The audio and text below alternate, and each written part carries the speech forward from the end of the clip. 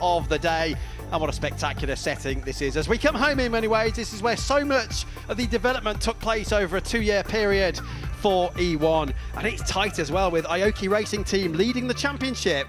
2 wins from the first 3 events of the new season. And this, one of the tighter courses of 2025 as well. Saunders CV, it's going to be an interesting one. It most certainly is, because this is the first freshwater running that we've had of the season so far. So very different conditions and challenges from what the teams have had to deal with so far this season. We've got a mixture of kind of one higher speed straight section, some 90-degree turns in there, a few faster corners. Setup is absolutely key, because it is all about managing the balance between acceleration and top speed and getting everything set up to give you the best performance and time, crucially, in this session. Yeah, lots to be going ahead. Looking forward to it, mate. Me too, absolutely. Spectacular setting, isn't it, here at Lago Maggiore. It's the second largest lake in Italy, behind only Lake Garda and just ahead of Lake Como. The greater lake, if you give it its direct translation, and the largest lake in southern Switzerland as well. Switzerland itself just across the other side of the Alps. Everybody now in the milling area, as you can see for yourself. And this is just now where the tension really starts building, doesn't it? With everybody watching worldwide as well. Everyone knows the pressure is on, Saunders. Absolutely. I mean, what we've seen so far today, or what they've been doing so far today, is just getting used to this course. They've been out doing some practice sessions earlier to start getting an understanding of what sort of time they can achieve here on this course. But now this is where it all matters, because these time trials, they start building towards what is a very eventful and exciting weekend ahead of E1 racing. Team Rafa there just in position. So many worldwide superstars as well, linked with the ownership of these teams as we now move into this second season. Sam Coleman then we're on board with the Team Brady Racebird here. So various formats in different races across the event here on Friday and Saturday. Coming up shortly then, the qualifying time trials, and the order here, as you can see for yourself, is all determined by championship order. We'll have a minimum of 1 lap and a maximum of 3 for each team's pilot, 1 female, 1 male. And it's all to determine the running order for the qualifying races later on this afternoon. And at the end of those, at the end of the day, points will be given out. So that's when it really starts to get very serious indeed. Not long to go then now until the qualifying time trials do indeed get underway, but let's head down there to the launch zone. This is a short time ago. Taylor Schneider, all the latest.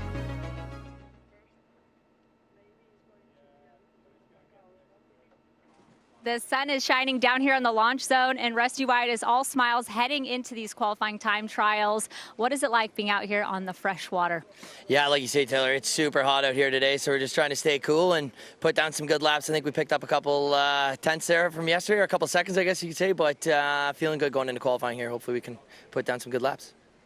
Smooth water compared to Dubrovnik. Is it a better experience being in the boat? Yes, definitely. This is an amazing place to race. We got a tighter course than Dubrovnik, but calm water, fresh water. I think we can have a little fun here. Excellent. All right, we'll jump in the boat and have some fun. Thank you. Thanks, Taylor, and thanks, Rusty, as well, the 30-year-old there, who's now based in Ontario in Canada. Born in Toronto, though, and as you can see at the bottom of the screen, then now Saunders less than half a minute to go until this first action gets underway. Yeah, absolutely. This is an interesting start to the weekend, because we now really start to get an understanding of where they are when it comes to pace. And of course, this session and the next session, those combined timings, they do a lot, don't they, Greg? They mean a lot for the rest of the weekend. Yeah, absolutely. Like you say, combining those times together, so each of the pilots' efforts, very, very important indeed. And it's Sam Coleman out first to try and see what he can do. Now, what we're looking at here, Greg, is balance. We're looking to see that Racebird parallel with the water, nose to the horizon, looking very, very smooth. And what we don't want to see is it rocking around, it getting bumpy, it's seeing anything that's going to impact the time and the performance, just keeping that fluid speed across the whole circuit, which it seems to be doing a reasonably good job at the moment. The one benefit, or one of a few benefits being of a freshwater circuit, of course, is that you don't get a lot of that natural wash or swell coming off the ocean, which means that it is a little bit easier to deal with. Boost is available. You can see the graphic there, bottom right of your screen, the throttle controlled by the pedal, operated by the pilot's right foot on board now then with the Team Brady raceboat as we look forward. And as you can see for yourself, or can't see for yourself, visibility is sometimes not always the best, although here on this calmer Lake Maggiore, certainly calmer, Saunders, than what we had at Dubrovnik last time out in Croatia in the marina there with a lot of traffic around. It's much easier here, not so much of a problem. Yeah, very different conditions. Now, if you just cast your eye a little bit to the graphic on screen now, you can get an understanding of what they're using, what they're customizing, what they're changing from the wheel in the cockpit. You've got the ride height, so that's obviously how much the boat is sitting off the water. You've got the trim, which is essentially like the attack angle. So you imagine the propeller in the water, which angle is that attacking the water? And that ultimately keeps the nose up and down. The idea being to sit parallel with the water, like I said, nose to the horizon, keeping that foil up and smooth, because that's where you're going to get the most out of your speed on the straights. It's Tom Brady, of course, who overlooks this team, and this is exactly what you're talking about, look, up on the foils now, just sort of hovering around parallel with the surface of the water. Very, very different kettle of fish to what you're dealing with a powerboat here with these foils in E1. And as we said before, it's very much a homecoming for the series, which did so much of its test and development work here from the end of 2023. And as we look down now from the virtual map, you can see others are starting to get away. Team Drogba and Team Rafa as well. Didier Drogba, of course, scored a few fantastic goals, didn't he, for Chelsea back in the day. And Rafa Nadal was actually part of a drag race with Will Smith, one of the other team owners, last year when they had a bit of a drag race there at Lake Como. Now, later on in the proceedings, but tomorrow we will get more into long laps and short laps. That's not something we have to think about today. It's all about the standard lap here of Lake Maggiore, which is just over 1 kilometre, 1.1 kilometres to be precise. This is surprising. Like, you don't really expect in a time trial like this to be caught in the wake of the boat in front. It's something you really want to avoid, because that clear and clean water is exactly what you need to get up on the foil and get that speed to get a good time. So it's interesting that they would choose to almost go out that close to each other when there is obviously a bit more of a choice that you can give yourself a bit of clean air. A 20-minute session, do you think they're maybe just rehearsing, if you like, for what might be happening later on in the weekend when they're racing and in close proximity? I think potentially, but at the same time, you know, they need to be getting a good time in this session, because it's going to be combined with the time in the next session by their teammate, and that's going to decide what happens, you know, in the qualifying races later on this afternoon, or where they at least the lane starting position, which is, it means a lot, again, because of that crucial clean, clear water. Depending on the group, it'll be 20 minutes or 15, just because of the number of boats. So 4 will be out in the next group, but it's 5 at the moment. You can see the latest progress for everybody there on the left-hand side of your screen. The clock will continue counting down at the bottom of the screen, so just shy of 16.5 minutes to go now. And for the record, it is Brady, as you can see at the moment, on that 1:08.1. But we did see a 1:05.2, didn't we, for Team Rafa earlier on in the practice periods? Yeah, a couple of differences there. You know, it's likely going to be their setup. I think there's a couple of things to think about. It's, you know, the lift. So how deep into the water essentially is their motor? It's the setup, it's the weight, ballast, you know, how much are they finding it easy to get onto the foil and sit parallel with the water? All these different things that come into it. Trim setting, prop choice, we'll get into all of that later on in this session and for the rest of the weekend. But the other thing that's kind of the hot word on the press at the moment when it comes to the differences between the sessions is, like you just said there, there's 4 in this group, 5 in the next group. When you've got more pilots on the water, there's more chance of getting caught in wake, so that is going to affect your time. And that's what they're trying to avoid, isn't it? Those impacts, if you like, Saunders, when it's coming back down, because any time you're on the hull of the boat and not up on the foils, as it were. And for those of you joining us for the first time, we're looking now at that left-hand foil. There's 1 on each side, so you want to be up on the bottom of those, don't you? You don't want the actual bottom of the boat, the hull of the boat, to be touching the water as it would do with a speedboat, for example. Exactly. E1 is entirely unique in that concept. Just anything you know about powerboat racing, just forget it, because it's not about getting the engine as deep in the water and getting your nose up and getting full speed. It's about that centre, that balance in the middle, and avoid exactly what you're seeing on screen right now. Because when you get caught in your own wash because of your change of foil, you get shaken up and your time gets affected as a result. Now look at the graphics here. You can see the trim settings that you've just been talking about. There's throttle on the left-hand side, revolutions per minute on the left. And the steering angle as well. They do have a sort of Formula 1-esque wheel, don't they, as you touched on before, Saunders, with lots of dials at the bottom of it, all sorts of buttons you can push to change the trim. There's actually buttons, yellow and green buttons on the right-hand side of the steering wheel can adjust the trim by increments of 10, whereas on the paddles on the right-hand side at the back, it's up and down by 1. So I just guess it depends on the circumstances, doesn't it, whether you want to change the trim dramatically to get into a corner, or whether it's just minute changes when you're on the straight sections, for example. Of course, and that trim change is ultimately moving the nose up and down. You know, you want it to be on the horizon, you want it to be level, so you'll trim to make that happen. But then going into the corner, you maybe want to raise it a little bit to get that foil in the water to make that turn whilst keeping on full throttle, which is actually the complete opposite to what most of the powerboat racers on the grid would be used to.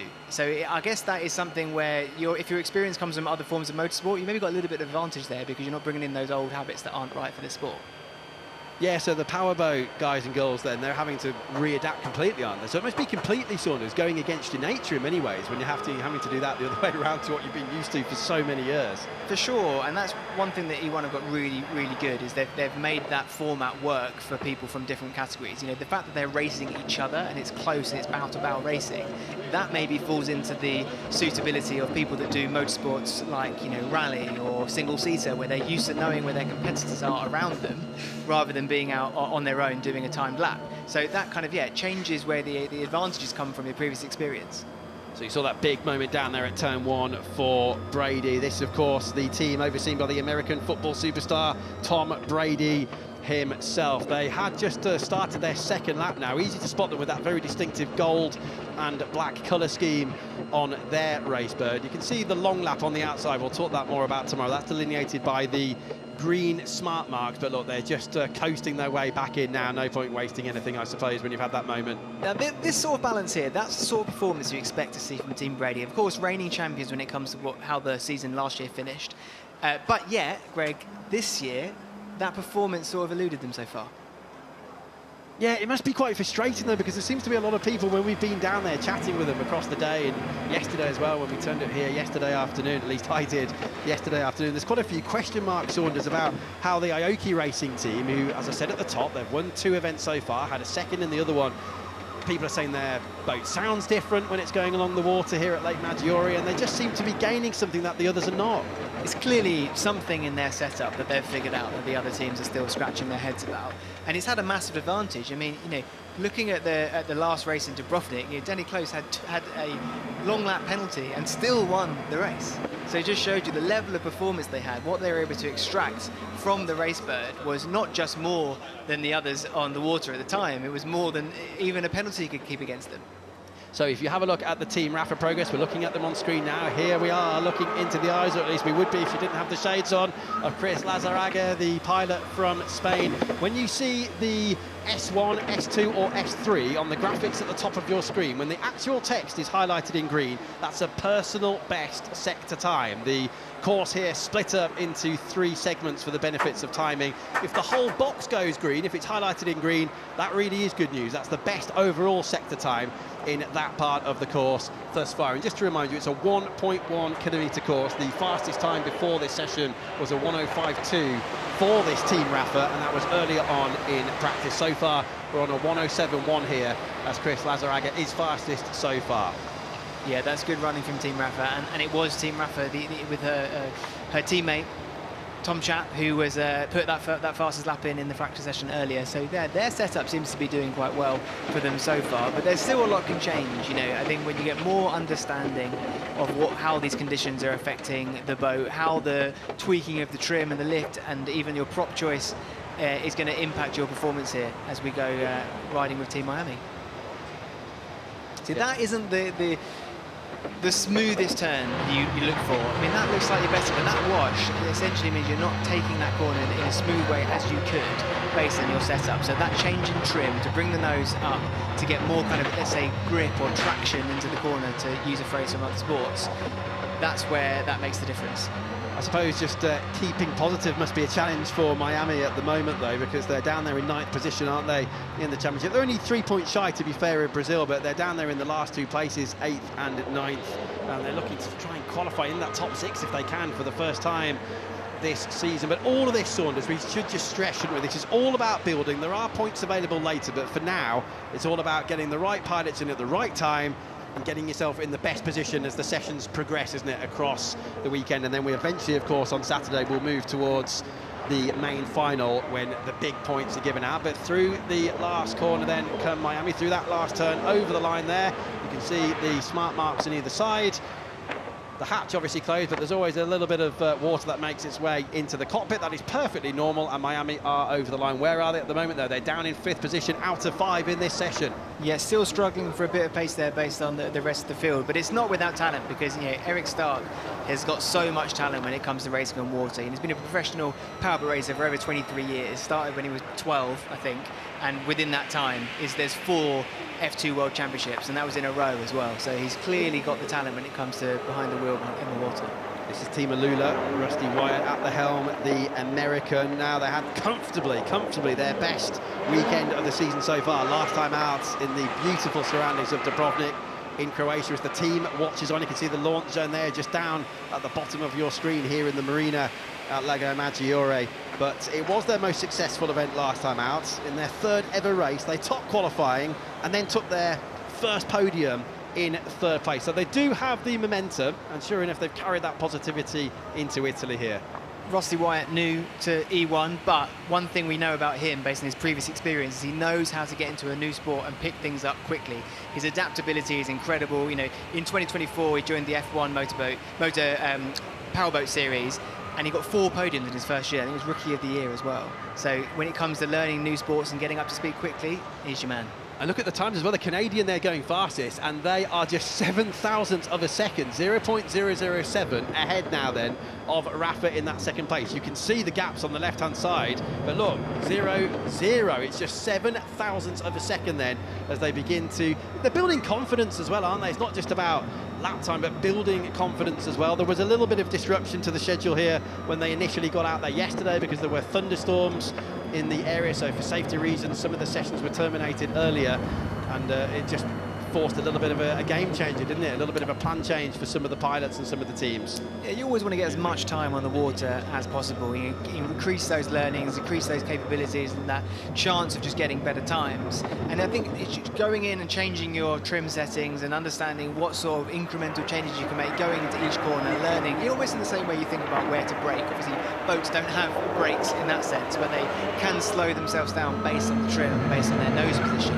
So just getting up to speed with the best optimum settings for each corner, and that's what they're learning. You've actually just been trying the E1 game, haven't you, when we were down there just after lunch? Did you learn anything? It looked like fun. I might have a go later. The interesting thing to think about is all of your slowing down and your cornering is done through the trim and the foils. So other than that, you're effectively on full throttle all of the time, which I think is just a really exciting concept.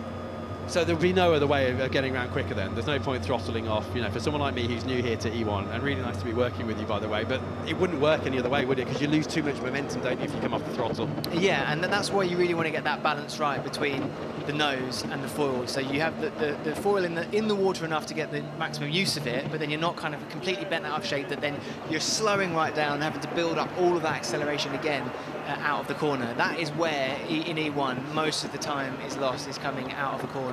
And what we have actually been seeing so far in the practice sessions and a little bit in this qualifying time trial is the use of the boost outside of the corners rather than on the straights. Okay, the situation, if you are wondering why 4 of the teams are on no time, don't worry, it's not a problem. They still need to come out in their group at the end of this one. 5.5 minutes to go then in this qualifying time trial segment. This is Group 1A, as you can see at the bottom of the screen. And now the youngest pilot in the whole of E1 from Scotland, it's Oban Duncan, the 19-year-old who grew up on the locks of Scotland and was already winning before she even got into double figures in terms of age. She's out there now. These are the final laps, by the way. Everyone's done 2 laps so far per team. 19 years old, and here's a stat, I love this stat. 10 British Powerboat Championships to her name. I mean, how do you even do the maths of that? It's almost one a year. It's incredible work. Yeah, that is absolutely amazing, isn't it? It is incredible, isn't it, these days that in so many sports, you need to be about 3 or 4 when you get going, don't you? Otherwise, you've not got a chance. So you can see that is the fastest first sector we've seen so far for Oban Duncan. That's why we've got green highlights at the top of your screen. Fastest personal best in Sector 2, hence the green text. And look at that, they're inside the current fastest time of Rusty Wyatt, the Canadian, and the Alula boat as we now come over the line. Is this going to be P1 then for the Scot? No, losing quite a lot of time there, Saunders, in that last sector. Lost a lot, almost 2 seconds based on Sam Coleman ahead in the timings in that final sector. So yeah, a little bit more work to do. And it's seemingly the team Alula, Rusty Wyatt, quickest in the first sector, quickest in the second sector. Still a bit of time to make up in the third sector, but it's not stopping them lead the timings as it stands. So yeah, great work from Team Alula. He was blocked, to be precise, on the shores of Loch Lomond, where she grew up. Oban Duncan, that is, I'm talking about, and got so much of that experience in. And was actually selected by E1 as well as one of the first pilots to come and help develop the series. And here we are halfway through Series 2 and running very competitively indeed. We look down then, down into that first corner. That's where you're closest actually to the launch zone, with all of the teams watching on, but they do see exactly the same pictures you are looking at here as we now look down from the drone at Eric Stark. So a little bit of work to do here, isn't there, for Miami? They're currently down in 5th position. They're 2.6 seconds off P1 and need to find another 1.5 seconds for 4th, and obviously they want to be higher up than that. Don't forget, this is all about position in those all-important qualifying races later on today when the first points will be handed out. But, well, I was going to say a decent first sector time, it's just updated and they've lost some ground again. Yeah, I think Anna Glennon's going to be cheering Eric on from the launch zone, just saying there she is there. Anna Glennon, exactly. Maybe not cheering on, but definitely watching with a keen eye to see what lap time Eric can get, because ultimately, as we've talked about, it is the combined time of both these two time trials that sets the order for later. Yes, Eric we're on board with from Sweden. Anna there just watching on patiently, the American, as we look back through that left foil on the left-hand side. That's what Saunders was talking about before. Look on the foils and a bit of a nasty slap down. That's so much time lost. Because every time that happens, you're losing power, you're losing lap time, aren't you? Yeah, and the thing is, it's just getting back up to the speed as well. That acceleration is really where, when it comes to the races and you've got other race birds against you, that's when you're seriously losing time. You're getting caught up in all of their wash and wake, and it just becomes almost an endless battle to get back to speed. And that is where the prop choice comes in, Greg, because there are 4 prop choice sizes they can choose from here, from smaller to large. The smaller sizes are what you would do for a course that demands more acceleration, whereas the bigger props are what you're using for more top speed. So if you've got a course with loads and loads of long straights, then of course you want to have a better top speed. But here, where there is really only one sort of medium straight and then lots of corners, you want to go towards your smaller props where that acceleration becomes a benefit. And just talking to people earlier on down there in the area where they're all assembling, which of course is known as the launch zone, they're saying this is probably the tightest course we're going to have on the whole of the calendar, Saunders, out of the 7 this season. So start position is going to be absolutely critical, even more than ever. But with the clock ticking down, look, only 90 seconds to go at the bottom of the screen, there's going to be a bit of a wash and wake here, isn't there, for several of the pilots, because they're going to be so close together when they get going again, which they do now. Yeah, Sam Coleman for Team Brady seems to have gone out into that clear water to try and do what they can, but it depends on when the others start, the other two, because if they start towards the end of his lap, he might have a bit of wake behind in that final turn that might impact him with time. But it all depends on when they start the lap, how nice they're feeling today. Yeah. Okay, you can see 3rd. That's where they are at the moment. They're half a second down on Rusty Wyatt, the Canadian. We are into the final minute then here of this first qualifying time trial here at Lago Maggiore in Italy. It's round 4 of E1 for this 2025 season. And are we going to get any changes? Well, we are going to, if Sam Coleman keeps up this sort of pace as he now comes down towards the smart markers at the end of the lap. This is F1 and F2 through what is effectively the last turn. And look at that, 8.5 tenths. He's still gaining. There's a lot of movement though, isn't there, on that Team Brady Racebird over the line. Surely it's going to be P1, and it is. That's more like it then. Yeah, great lap there from Sam Coleman. That's exactly what you need to do. That now gives Emma Kimmerlein so much confidence now, knowing like, okay, at least that's done. Now, if that can stay the way it is, then all I've got to do is try and match that, and then we're in a great spot for later. Yes, because as we said before, of course, we're going to get combined time. So the best laps of each pilot in each of the teams, they will be added together, and then averages will be taken. So that's why, as you say, that is so important. Looking down there now on Team Rafa. Okay, this is really going to start hotting up now. They are currently 3rd as as we look through that windscreen, just about, don't we? Look at the gaps though, Saunders. It's just, what is it, 1/100th of a second at the moment between Alula in second place and Rafa here in third. Yeah, a little bit off the pace in that first sector, so she's got some work to do in the final 2 sectors of this lap to try and equal that Sam Coleman lap. So let's see how she gets on in the second sector. We know that this Racebird is quick because it had the fastest time in the practice session earlier by her teammate Tom Chapp. So it's possible, it's there, but there's so many things that impact your lap time, Greg. It's every turn by turn, it's the setup, it's the trim, it's the lift, it's the balance, it's the prop, it's the weight, the list goes on. It's not as easy as just putting your foot to the floor and trying to be fast. There's so many things that come into it. It's very challenging being an E1 pilot. Yeah, exactly. Weather conditions as well need to be taken into account, don't they? But there's the target time, bottom right of your screen, 1:06.7. This is going to be tight. It might well be P1, and it is indeed P1 for Chris. That was a really strong end to the run, wasn't it? Really strong end, the best final sector of that session. So there you are. It's a 1:06.2 for Chris Lazaraga. Great effort there from Team Rafa, and I remind you, Team Rafa coming into this event are second in this championship, 16 points off the leaders, Aoki Racing Team. Rafa the only winners other than Aoki so far, and that was round 2 at Doha. Chris finding the pace there that Tom Chapp found in the session earlier. It was a whole second quicker, pretty much, in that final sector, which is really confidence building now when it comes into the rest of the weekend. As now we watch Team Alula and Rusty Wyatt and see what he can do, because we saw good timing so far this session. Yeah, well, he's not going to do much more because the checkered flag is out. He's only done 2 laps. So interestingly, they didn't do their third lap. Remember, we said it was a minimum of 1 and a maximum of 3, and no wonder there's a shake of the head then. I don't know whether there was a problem there. I imagine that might just be poor time management. Maybe they just missed the boat, to pardon the pun, of getting out in time to do a lap, and that is going to cost them, because now they're sitting third quickest in the timings, and that's going to put a lot of pressure on Katie Munnings to do a great job. But we know what she's capable of, so let's see what happens. Yeah, well, I'm sure Taylor will be down there to try and bring us the latest, and if we hear anything, of course, we will let you know, as they now all pull into their positions in the launch, and this is where everybody's lined up in championship order coming into the weekend. After the opening 3 rounds we've had, we've been to Jeddah in Saudi Arabia, Doha, as I say, in Qatar, and then Dubrovnik in Croatia last time out, and we still have 3 more rounds left on the calendar for this season. Monaco next time out, Lagos, and then Miami. So this is now the time, isn't it, for teammates to discuss with one another and plan tactics, I guess, Saunders, and just see where they are in the timing sheets. What do we need to do? Where can we improve? Yeah, quick debrief now between the team and the 2 pilots, of course, to see what they've learned in that session so far. Obviously, Team Rafa, Chris Lazaraga, very happy with that result so far. It takes a lot of pressure off of Tom Chapp, who we know is very quick and was very quick last season as well. Just a very quick, talented pilot and driver as well, of course. Quick on the road as he is on the water. So, yeah, good start for the day. Laura, do you have copy on me? It's really interesting, isn't it, just looking at the facial reactions of the pilots as they come in. Sometimes you don't even need an interview, do you? You just need to look at them to know how they are feeling. Some of them very pensive, thinking we've got work to do, and others knowing they're in a pretty comfortable situation. Let's get down then to Taylor, who's down there. Chris, you're just coming out of that boat right here, and what a run you had. You have your teammate Tom helping you up with your helmet.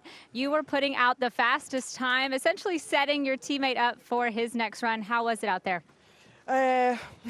It was good. We had some issues with the starting procedure, but well, I'm happy I could be able to put the P1, especially because Tommy is going after, and I'm super, I mean, I rely on him 100%.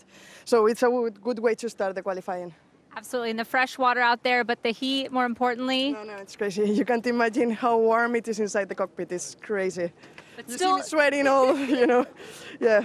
Well, still all smiles. Congratulations on your fast time. Thank you very much.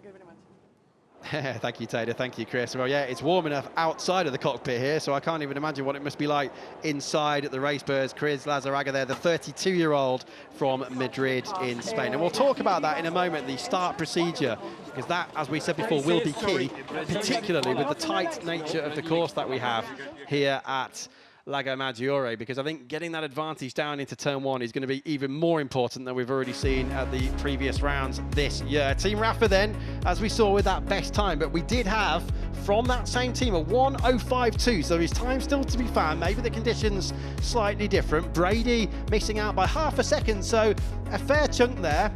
Alula third. On paper, it doesn't look that bad, but they know they could have done more and missed that lap at the end. They only did 2 of the 3 available laps, with Drogba and Miami completing your top 5, with 4 teams still to go in the next group.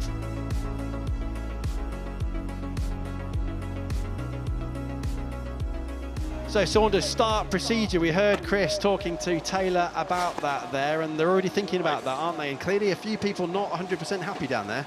The start procedure, when it comes to races earlier, it's so important because you're all trying to get the best start, but really only one of you can perfect it. And it's a real art. Later on when it comes to the races, it's about starting that build almost as far back as possible, so you are at top speed when you come to the start line and timing it perfectly with the green flag. And it's sort of similar with these time sessions because it's also about carrying the most amount of speed into that first turn too. Okay, we'll head back down to Taylor in a second because I do believe she's got Rusty Wire, and hopefully we can find out the answer to what actually happened there and the reason they only got 2 of their 3 possible laps in. So I wonder what was happening there.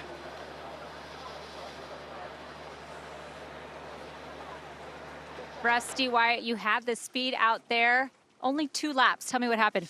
It was a bit of a bummer. We wanted that 3rd lap so bad. I felt like we kept getting quicker and quicker and kind of had it figured out there. But I know we had a bit of a radio communication failure. We planned to go right at the very end to get the best water. And everybody had the same idea. And then everybody, I think, got choked up on the radio and just didn't know. So unfortunate mistake, but we'll learn from it. And hopefully Katie can do the same and we'll be right there. And what advice do you have for Katie going into her term in the boat? Katie's got it figured out. We've been going over the strategy all day, and I think we've come down to a good solution on how to keep it on the foils around the whole track and our boost procedure. So hope we can do it, and hopefully we're here in the end. Excellent. Thank you, Rusty. Thank you.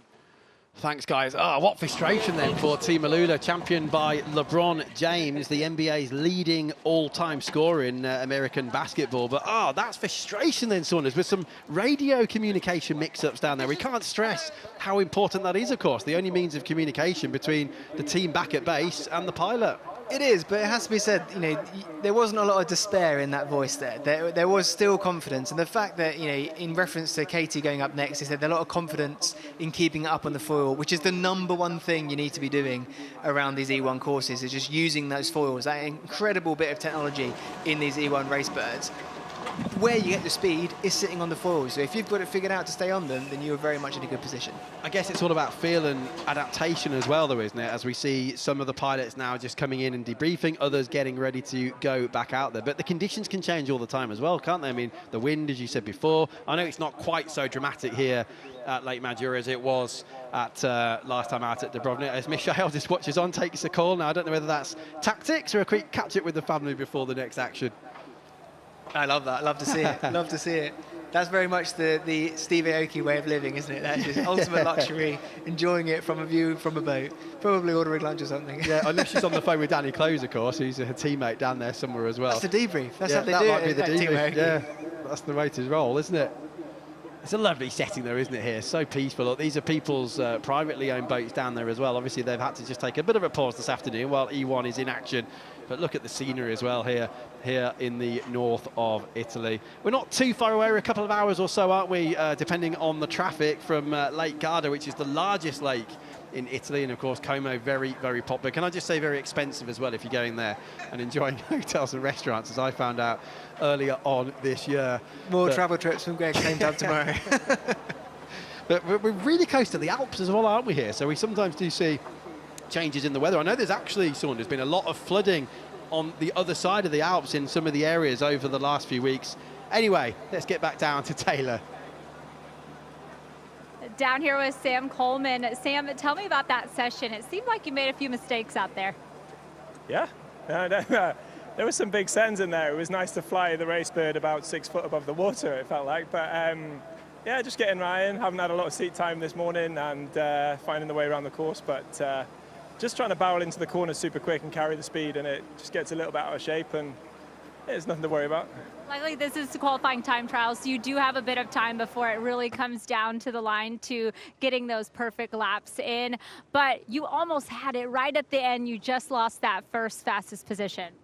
Yeah, I think we were like tied up until the last lap that Chris did, so well done to Chris. That was a great lap, and yeah, to be within half a tenth of them, I mean, come on, we're still progressing. If we go Jeddah, Qatar, last event in Dubrovnik, and now we're getting closer, so it's all good. Team Brady is coming. We're coming, we're coming. Thank you, Sam. Yeah, that's optimism with a capital O. Nice to see that. Good to see some smiles down there in the launch zone. So there'll be a quick pause now, but in less than 10 minutes' time, the second group will be out there, including the E1 Series leaders, Aoki, who have won 2 of the first 3 events, with Michael Abavaidan and Danny Close at the home. So plenty still coming up here in less than 10 minutes' time at Lago Maggiore.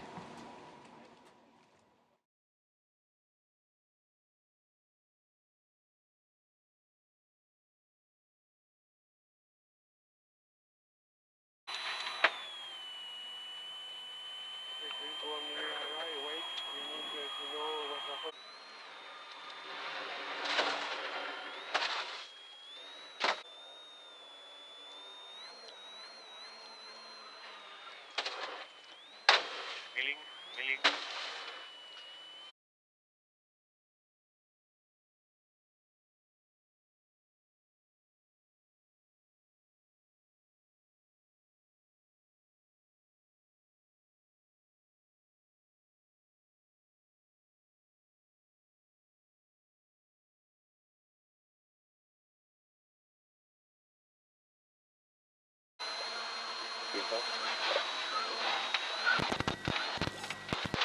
Oh! Fucking hell. Oh! Fucking hell.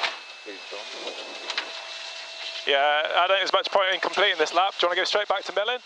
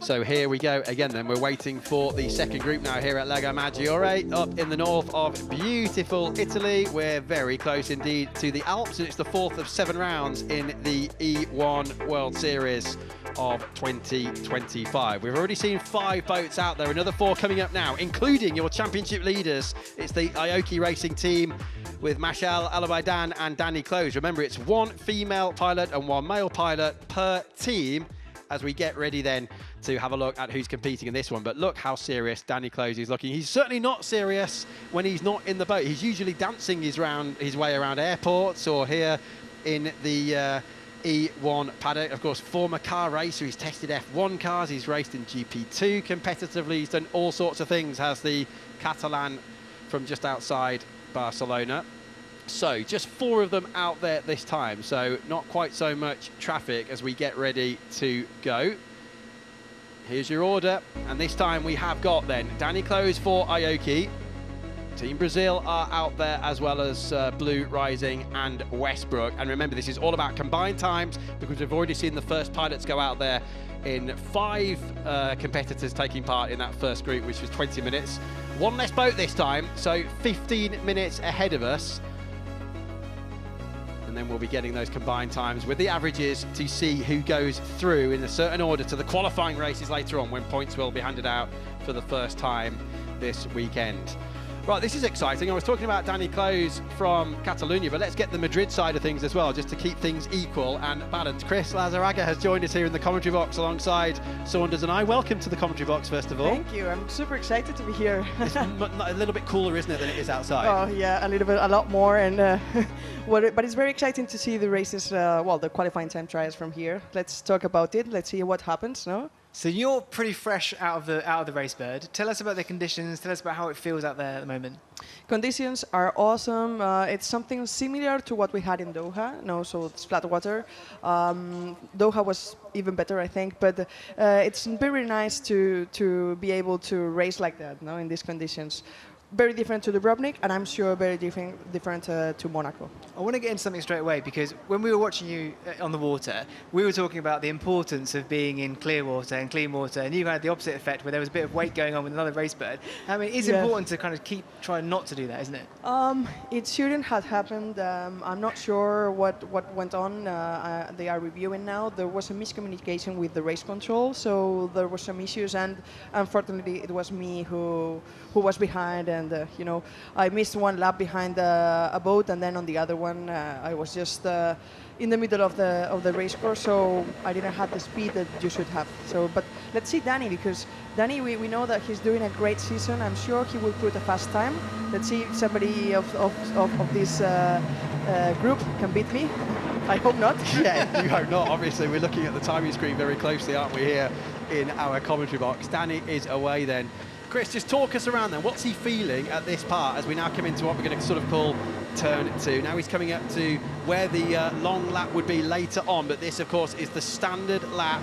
Chris is just communicating with her team, because there's communications and calls going on all the time. So we'll come back to you in a minute, Chris. She's on the phone now to the team, because they're talking about tactics as well, of course. They need to know what's happening out there. So obviously a last-minute call there. It's fascinating, isn't it, to see what's happening. But look, there you are. There's the graphic on the left-hand side. You can see he's already been out there in the first group, in the first part of this race, if you were. And now just 4 of them then, Saunders, in this second group. And isn't that amazing that Chris is on the phone even now, talking with the team to send all that latest information back? I mean, every little bit of information is absolutely crucial. And there's one thing that I really, really want to ask Chris now. Chris, I know there's a lot of discussion within the launch zone about the Aoki performance. It seems like they've got better balance, or up on the falls, it seems, on others, like a bit of an advantage there. What's your thoughts? Wow, while I was on the phone, I missed that Danny got a better time than me. Wow, wow, 1:05.99. That's a really good lap time. But I was expecting that from him, to be honest. He's doing a great season. What were they asking you on the phone, if you don't mind me saying? I have to go to race control. I don't know what's going on, but okay. I'm required there. Okay, we'll try and keep you for a few more minutes then, but you go whenever you need to go. Let's see Westbrook, because they were doing pretty good at the free practice. So Well, they're inside, look, they're inside, but just shy of a tenth. They've lost a tad now as we get the latest readout. It's going to be close, though, and it's third, but look how close these times are at the moment. Just Wow. 0.3 of a second, Chris. Yes, Very yes. tight. We get Very full tight. advantage of you being here with us while you're here, just to give us an indication of all those things you're doing behind the wheel when it comes to the lift, the trim, you know, trying to keep that balance going in and out of corners. How hard is it? Because it looks difficult. Yeah, well, if it was easy, anybody could do it. No, it is difficult, but the good thing is that when you enjoy it, that difficulty turns into fun, you know, so we are pretty excited to be racing this incredible racebirds. I mean, it is a thing of beauty, not just a performance, isn't it? These race birds, they're so impressive to watch, and I can't imagine how much fun they must be to pilot as well. Yes, it's a big fun, and it's something that nobody has driven ever before. So we are just learning and learning and learning about it, and you can see this year that the level has been going up and up and up. Chris, just before you go, would you agree it's more difficult to overtake on this course compared with what we've already seen so far this season? It looks like by the moment, but we have not seen battles inside, so let's see what happens this afternoon. No? We have 2 races to go this Friday, so let's see. This is the first freshwater course that we've had so far this season. What difference does that make? Normally it affects to the floatability, but I don't think we can pretty much feel it. Like with other type of boats maybe, but with these ones, I don't think it's something that we can actually feel where we're driving. So that essentially is the salt water helping the buoyancy, so you have to do a bit more work to get up on the foils, is that what you mean? Well, the floatability of salt water and fresh water like this one is different. So, but by the moment, as I say, it's not something that you can really know with these boats. So there are 2 teams, 2 boats, make it 1 now as the times come in who are still yet to set times. Team Brazil have just slotted into 8th place. Team Blue rising, and we are with them now, are currently down in 9th place without a time to their name. Sari Mizir, the Jamaican pilot, pushing on now. Chris, you need to go, don't you? We're going to let you go because Yes, you've I'm got work to do. sorry. My team is requiring me, so. No problem. Come back whenever you Thank you for want. having me. Thank you for having me. Thank you for popping in. Come back whenever you want. You know where the commentary box is now. We've got refreshments, drinks, all sorts in here. So we'll see you later on. But thank you very much indeed to Chris Lazaraga, even neatly putting the headphones and microphone back in position for us, even though she's in such a rush to get back down there to the launcher. So we'll watch out for you on the cameras, Chris, when you get back down. She's taking a picture of the timing screen to see what the latest is. And unfortunately for Chris, it is Aoki on that 105.9 of Danny Kloss leading the way at the moment. But it just sort of shows you, doesn't it, the anticipation, the tension, and the real sense of activity and busyness going on down there. You know, Chris could barely sit still there. She's desperate to get back down there. I hope it's nothing personal about you and I think it's more to get back down to the team, isn't it? I think it's important to remember that in championships like this, E1 specifically, especially, it isn't just about what's going on behind the wheel of the racebird. There's so much going on back on the land as well, with the team, with the spotters, with everything. It isn't just about the pilot. It's a whole team that makes this work, and there's constant analysing going on, and analysis of timings, of settings, as much as they can try and understand of their competitors. And if they're seeing big improvements, they want to know how they can get this improvement. So yeah, it's almost 24/7. Quite interesting as well, we're hearing a few communication problems then for some of the teams down there. It must be a little bit unnerving then if you don't quite know what's going on. It must be that horrible feeling of having planned some tactics, but then if you can't communicate with the team, or they can't hear you, or you can't hear them, it must feel very lonely out there when you're, you know, unable to talk to somebody. Tricky to have that communication with the engineers and the rest of the team. In a time trial like this, maybe not as problematic, but when it comes to the racing later and tomorrow, that is a game changer, because that communication with your spotter is absolutely crucial when it comes to your strategy of usage of the short lap and the long lap. So the Will Smith-owned boat we are now on board with, Westbrook Racing. Will's been posting a lot of updates, hasn't he, on his social media, and he was delighted to receive trophies as well last season. Hopefully for their sake they'll be having more and more across the end of this season. But it's Sarah Price, the American, and Lucas Ordonez, the Spaniard, who are their 2 pilots. We're making our way now back towards the end of the lap, through the right-hander, and then into the left, which leads you back down towards what we've already said is pretty much the shortest main straight on the calendar. And what are they doing in terms of times? Don't forget, we need to take into account later on combined times at the end of these qualifying time trial periods. If Lucas goes into another lap straight away, it might he might have some problems when it comes to the wake of the Aoki boat in front. Because it's a couple of turns ahead, but the wake does. You can even see it there on the screen. You know, you can see the wake of the boat in front. If you hit the edge of that, all that's going to do is slow you down. It's going to set you off balance, and all of that time you're off balance, you're losing time. Okay, Danny Kloss is on a good lap, and there he is right on cue, the Catalan pilot. Look at that. I thought I was reading that wrong for a second when it briefly said 4 seconds up, but now it's updated. He's just shy of 1/10 up. To remind you, that Tom Chap time of earlier on in practice, 1:05.2. So all the times seem to be a little bit slower now, don't they? I don't know whether the conditions have changed since earlier on this morning. The current time, look at that, is a 1:05.9, but he's about to gain almost another 0.3 of a second. Yeah, it's looking quicker, quickest so far of that first sector. About a second off in the second sector and quickest in the third sector. So yeah, if Danny Kloss can sort out that second sector, then there's going to be an even better time than it currently is, right top of the time.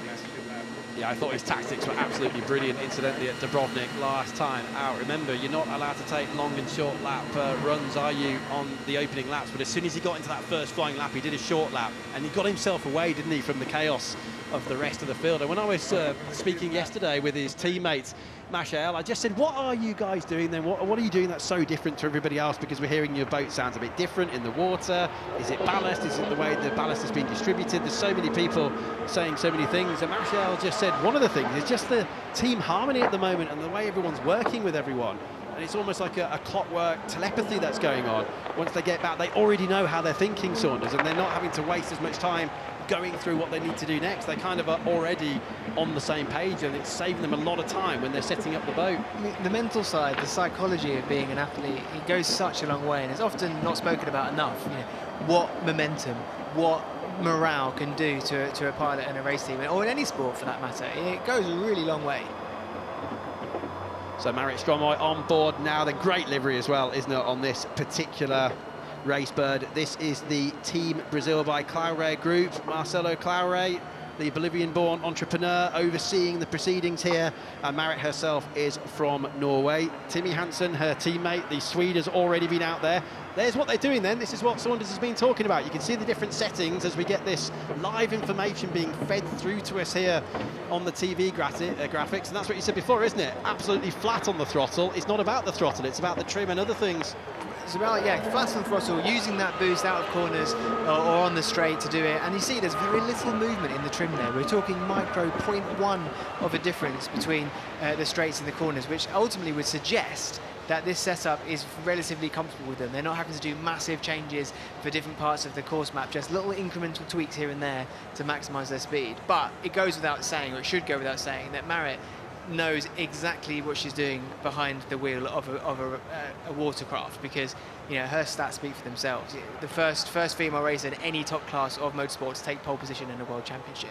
That's a great stat, and then go on to actually win her first F1 powerboat race, the first ever woman to do so as well. No wonder why Team Brazil sought after her talents in the championship. Yeah, it's a pretty impressive CV, isn't it, so far, to say the least, and you know there will be more to come as well. 4th place for them then in this particular session, although that is 9th place, of course, when you add together the times from the 2 sessions so far, as you can see at the bottom of the screen. So there's obviously a little bit of work to do there for Team Brazil, but they're just progressing, aren't they? They're chiseling away step by step. They're down in 8th position in the championship, just ahead of Miami at the moment. Danny Kloss and that Aoki race boat seem to be untouchable at the moment, quickest in all 3 sectors with that last time, that best time of 1:05.906. And yeah, I mean, that is just great performance, isn't it? I don't know whether I mean, you spoke about confidence before. I mean, the way Danny sort of strides around wherever he seems to be on social media, and very much including here as well, he just exudes confidence, doesn't he? And I think it's all like they already know they're going to be fastest before they even get going. And we've seen it in so many different places, different weather conditions, temperatures so far this season as Westbrook now push on. But I mean, the gap as well, it's 0.4 of a second at the moment from Danny Kloss back to 2nd place.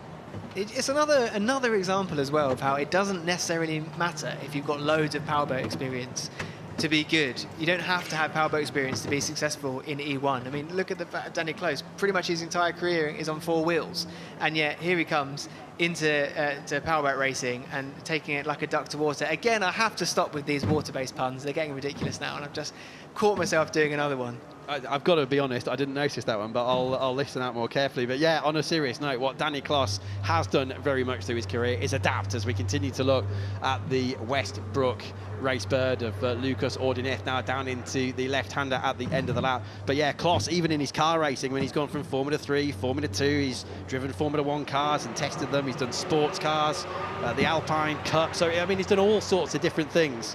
And he's used to adapting. As teammates look, watch on, there's not much Sarah Price can do there apart from watch the pictures and see what Lucas is able to do. That was his last run, and they are the first of the 4 teams in this group to complete their 3 laps. So Lucas is done now. He's on a 1:06.3, second in this particular session and 3rd overall behind Aoki Racing Team, who are of course ahead of them in this one, and Team Rafa, they're still 2nd overall with their best time that led that first session just a short time ago. You can see he's busy on the radio there. Lucas Ordonez, you know, in Team Westbrook, only about 4/10 of a second behind. So there is, that's an easy margin to make up when it comes to just taking one of these turns with a little bit more balance than you perhaps did the last time round. But here now, right now, it's all about Team Brazil and Marit Stromme and see what she can do. Okay, well, they'll know where they need to gain the most time. Let's have a look at those sector times. Let's see what happens then in sector 1. We'll get the reading in a minute just as we come up to the right-hander. If the S1 text goes green, it's a personal best. If the whole box goes green, it's overall best. So that's a personal best. Well, that's progressing then. That's some sort of optimism for them. Up on the foils, up towards the far end of the course now. This is the second of the 3 sectors. Every time the boat comes down and lands heavily, not quite as spectacular as some of the moments you saw earlier on, but every time that happens, they are losing time. 90 seconds, just over 90 seconds to go. This is their 3rd and final lap, so it is all or nothing, Saunders. What are we going to see for sector 2? Would it be another personal best? Any sector now? Yes, it is. So where is this going to put them? Because they're down in 9th position overall at the moment and 4th in this session. If you look at the gaps, 1.7. Yeah, they might be moving up to 3rd place. I don't think it's going to be any more than that, though. It'd have to be a great 3rd sector to get up into 2nd place, but 3rd place looks pretty good for the time being. And now, interestingly, yeah, they did exactly straight into 3rd place with, great 1st sector, a little bit off the pace in the 2nd sector, and only barely a 10th off the pace in the 3rd sector. So pretty good going. Let's see what she can do on her next lap. But look at Aoki as we look down on the virtual tracker. They're up at the top end. Here they are of the course, and he's flying once again. How close might this be to the best time of the day, that 1:05.2 that we saw from Rafa in practice earlier on? Because it's all academic. That's the proverbial moving goalpost now for everybody else, because Kloss is getting quicker and quicker and quicker and more confident with every lap that passes. Their 3rd and final lap now for everybody else you see on screen. It is a maximum of 3 for these sessions. Look at the confidence as well through that last corner. Is he going to go even quicker? It doesn't look like it. He lost quite a lot of time, didn't he, in that 2nd sector with a few moments there.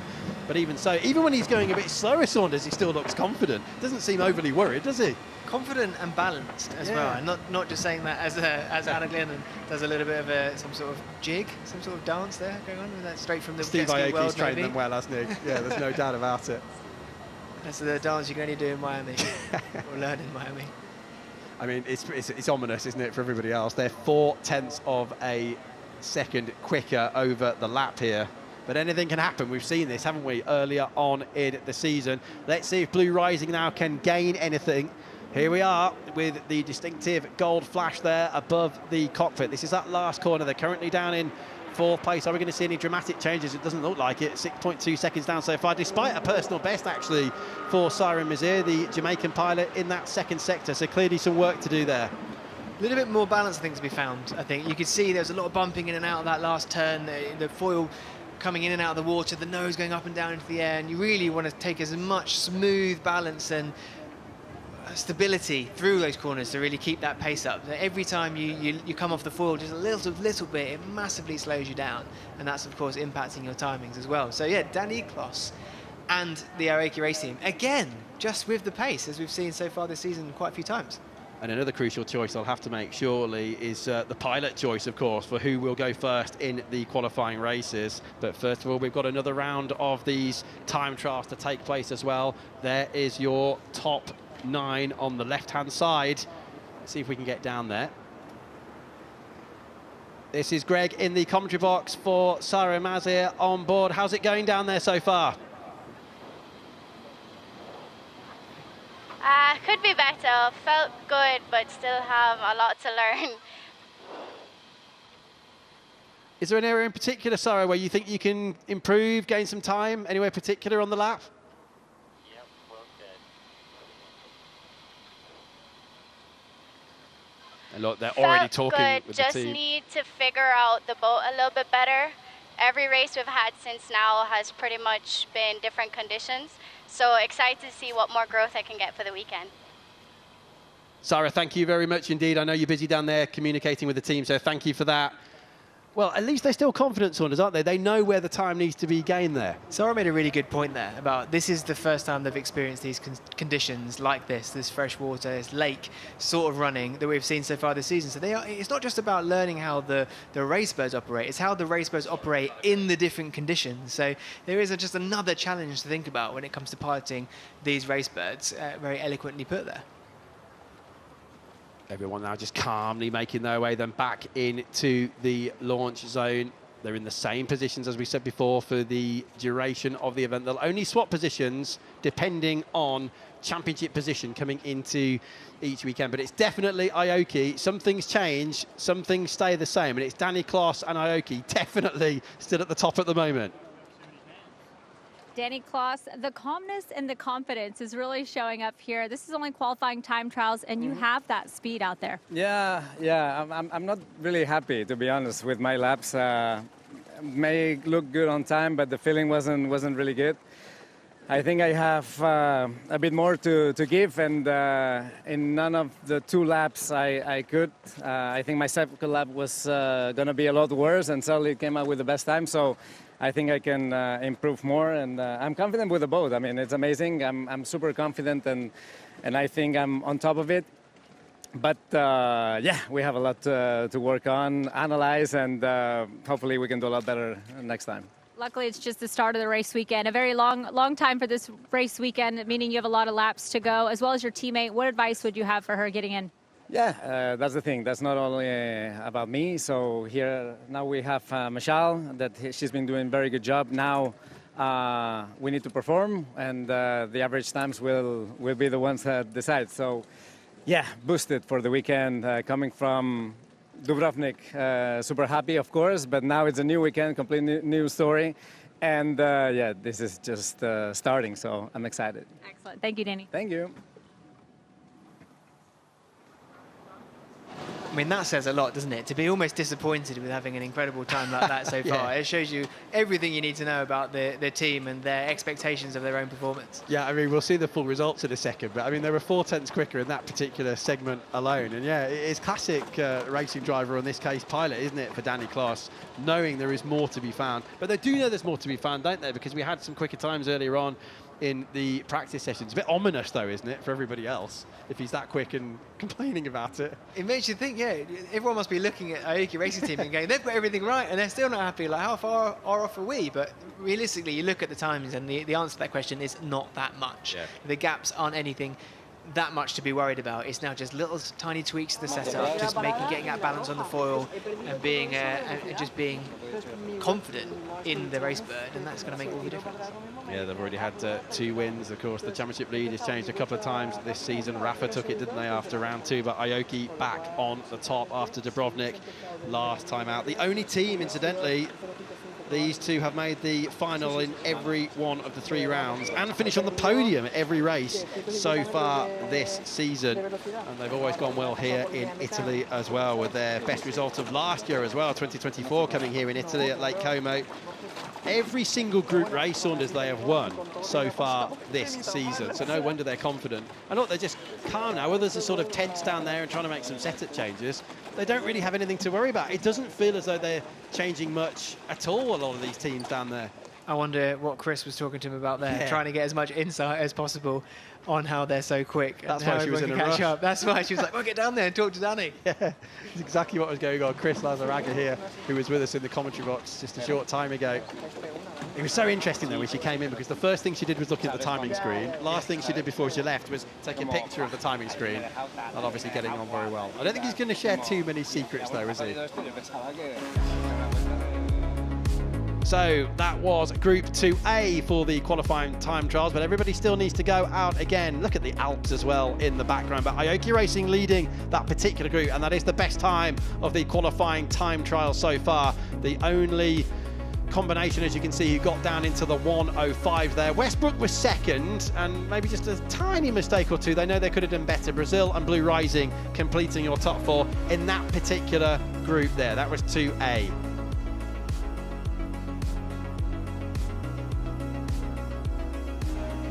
"13 minutes to go until the next action here at Lake Maggiore."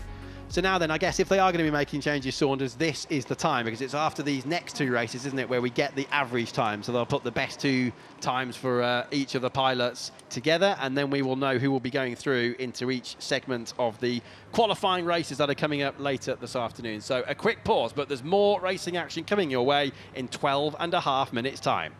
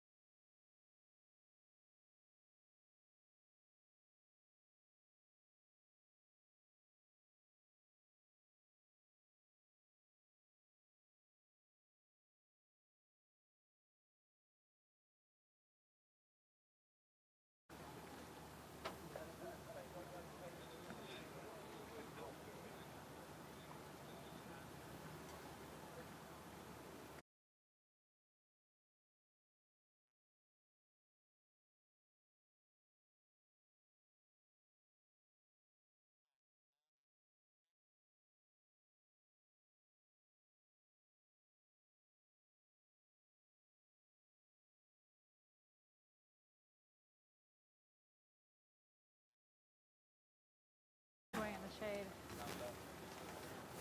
The shade.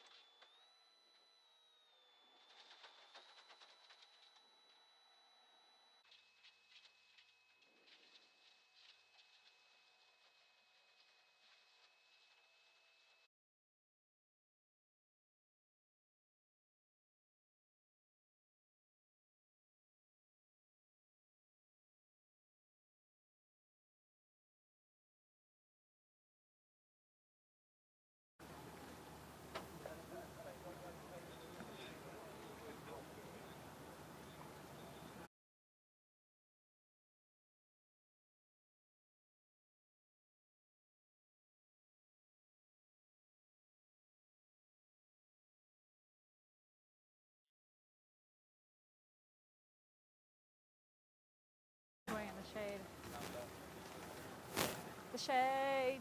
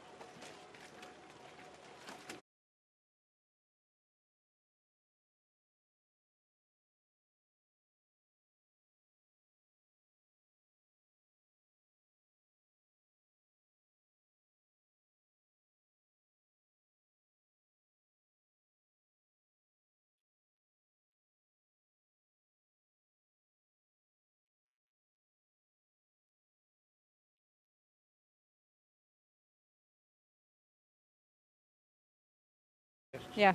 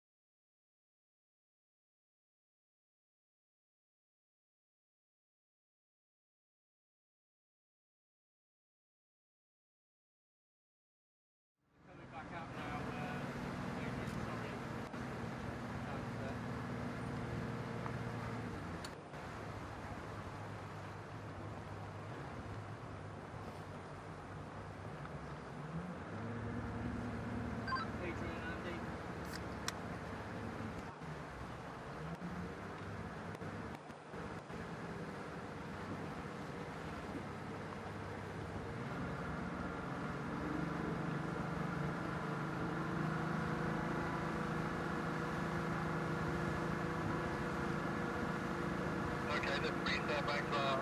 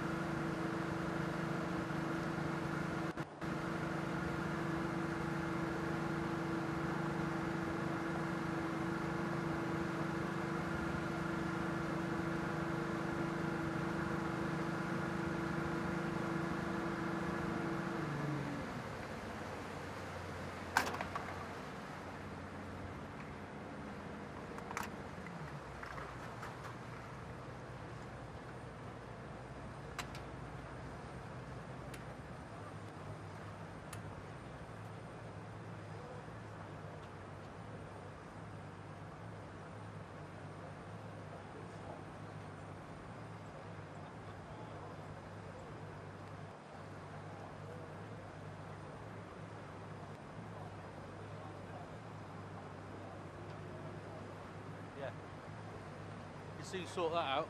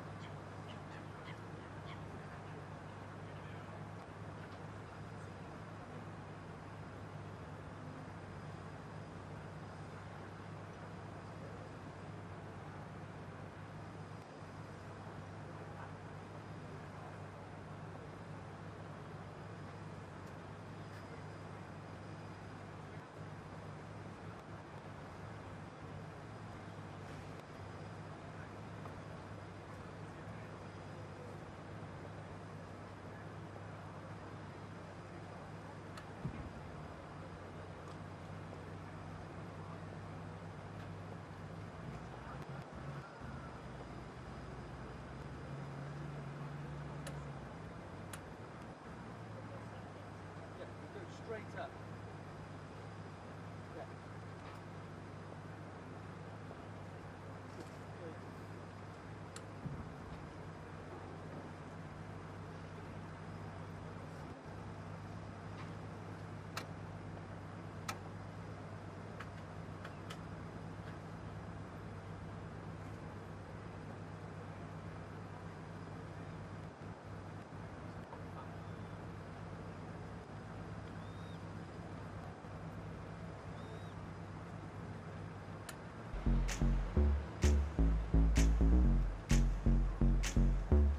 So here we go again then, here at Lago Maggiore in the north of Italy. We've had the A races for the qualifying time trials and now the B races with the second pilot of each team. They've decided who will be going out for the A and B races.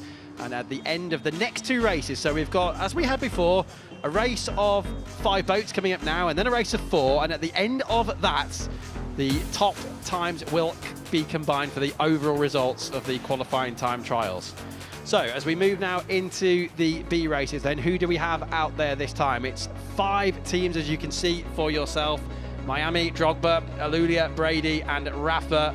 And it's Glennon, Wilkinson, Munnings, Kimalainen and Chap, who are going to be out there. Chap, incidentally, Tom Chap, the French pilot, was fastest in practice earlier on today. We have had some practice periods on the run-up to these qualifying time trials here in Italy. It's round 4 of 7 for E1 this season.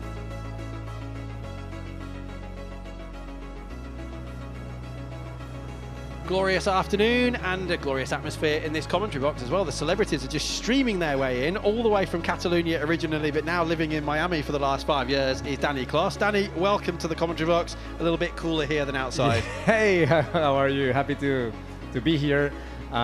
Just got out of the boat, so it's amazing. Yeah, having the aircon, it's fantastic. Do you still feel like you're on the water and moving a bit? No, not really. You get used to it quite quickly. So we've got to ask you, because this is the question everybody is asking us, and we need to know, what are you doing that's so different to everybody else? What's the key? You can be honest. I mean, no, just being focused, not doing mistakes, and trying to read the water as good as I can. We've been doing good job the previous races, of course, and now we're approaching this weekend in another way, different water. Everyone is more competitive, and this is getting tough. You can see it, timings. Everybody is so close this weekend that the minimum mistake, can cause you being first or maybe P5, P6, P7.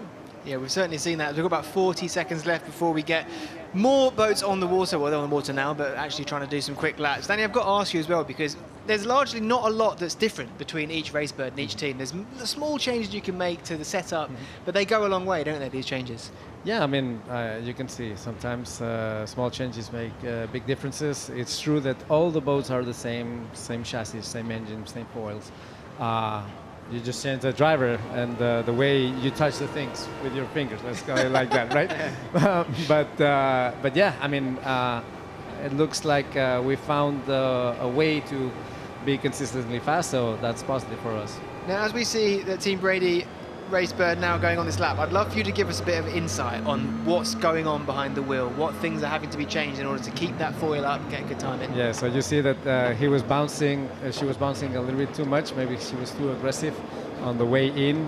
You have to be very precise and smooth. You see her face, that she's struggling a little bit because you're trying to play with the boost, with the trim at the same time, and also with the lead sometimes. She's boosting right now. This is a high-speed corner, let's go like that, where you have to be focused and have the foils all the time up. If you cavitate, it's where you lose everything. Very clean on D, D1 and D2.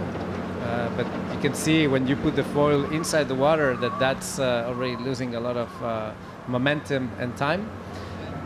She's always very consistent. She's aggressive. Emma, it's a very, very hard bone. Let's go like that. And this weekend looks like she has things in place. So she's confident. Emma from Finland, she's collaborated with the likes of Mika Hakkinen in the past, the two-time Formula One world champion on four wheels, and look at that time then, a 1:07.9. Danny, what does it actually feel like though when the boost goes on? Because we know it's different this year, you can use it sporadically during the lap. How much more power? Is it a real kick in the back? Yeah, you feel it. Like this year we have the variable boost, and you can feel that extra amount of power. You can feel the extra amount of grip, let's call it like that too. When you're on the boat. Now it's Rafa with Tom, also another guy that is making things very, very hard, and he always wants to win. You took the words out of my mouth there, because I was going to say, who you got your eyes on the sharpest right now? Look at him. We saw Tom in practice looking really quick, but then we also saw Chris also looking really quick in the first of these time trials. Set up, whatever they've got going on, they're really extracting a lot from the race bird today. Yeah, he just did the mega time, 5.5, so 5.8. 5.5, yeah. 5.5, yeah. I mean, we will know that Tom and Chris are always very, very fast and consistent. So these guys are always there.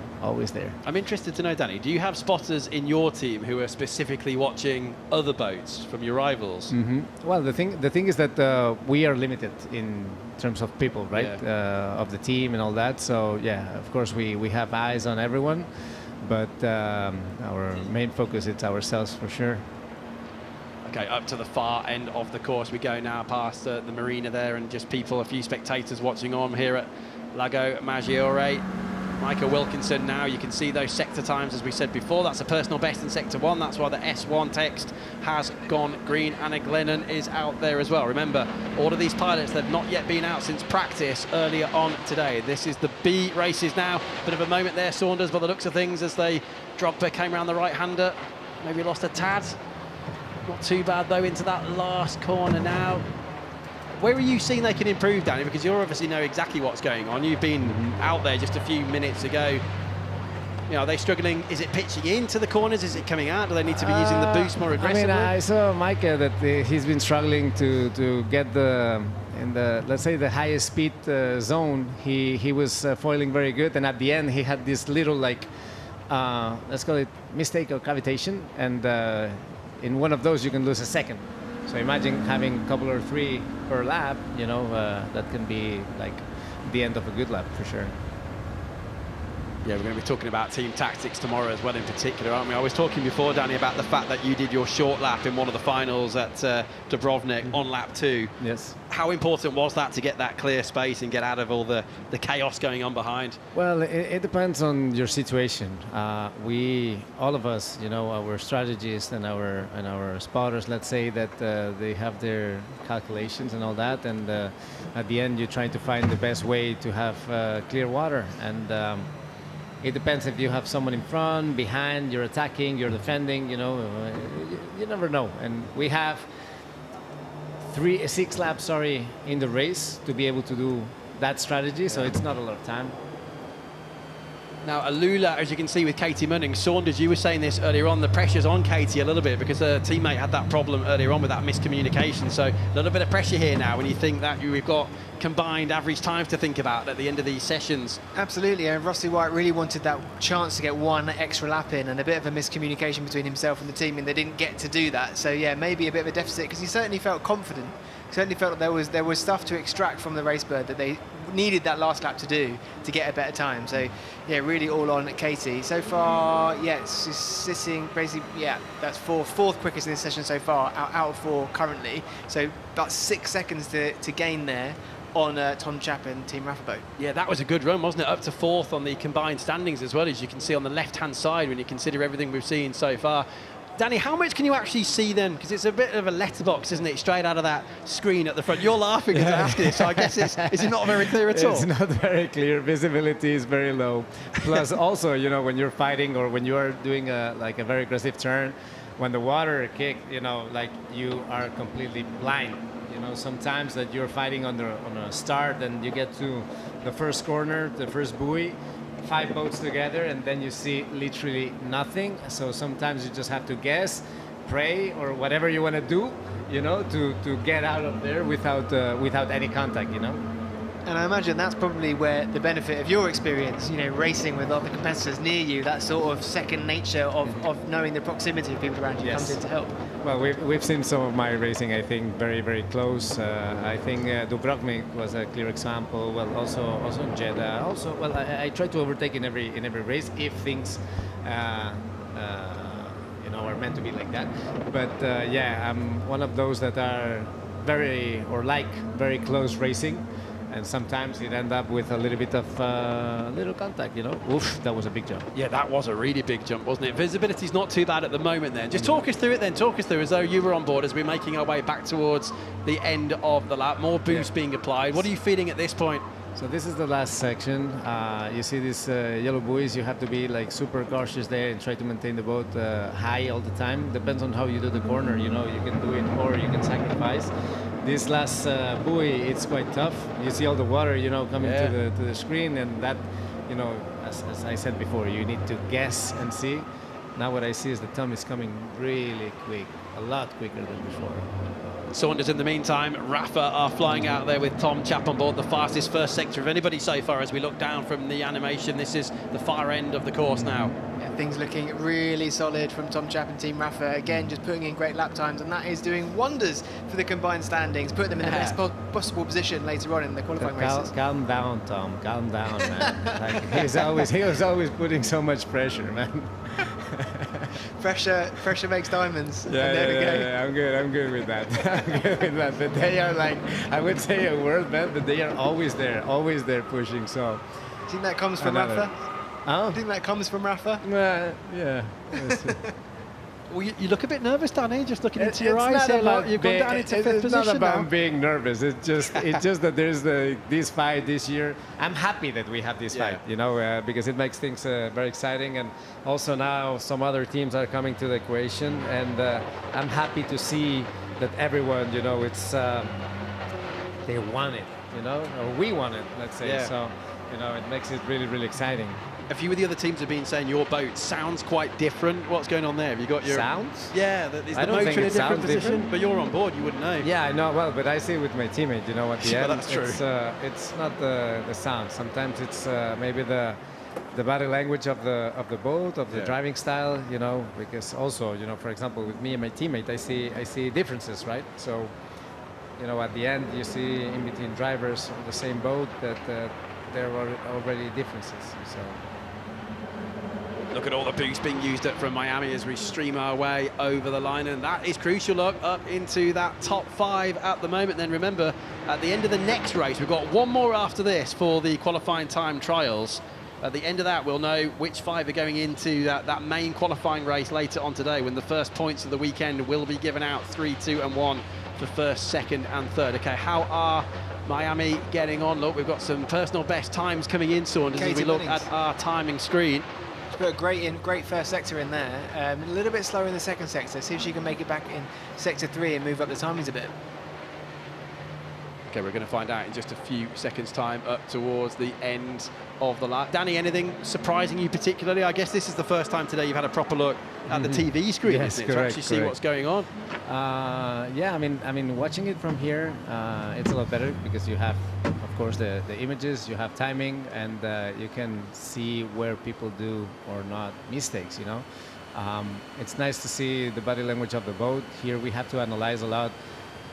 Because I come from cars, you know that. So here there's an extra thing that it's water, there's current, and there's the wind, So, and then we have the foils. So, it's interesting to see how everything reacts and moves on these boats. You think we're going to have a lot of interest then from other pilots wanting to come and sit in the commentary booth with us? Maybe the whole team comes in. No, I'm good. What about interest from other car racer friends of yours as well? Have you tried to convince anyone else to come across, and how successfully has that been so far? Well, it's not easy, At the end, boat racing it's completely different to any other, let's call it series, But at the end, we are all racers, and in my case, I'm one of those guys who liked everything. I like bikes, I like cars, I like boats, I like planes, and I try to race everything. So, at the end, last year for me was a very tough year. Not what I expected in many aspects, but we proved that it was something that wasn't meant to happen. And this year we're doing things different, and the team it's just reacting super good. I'm really happy with Aoki racing team.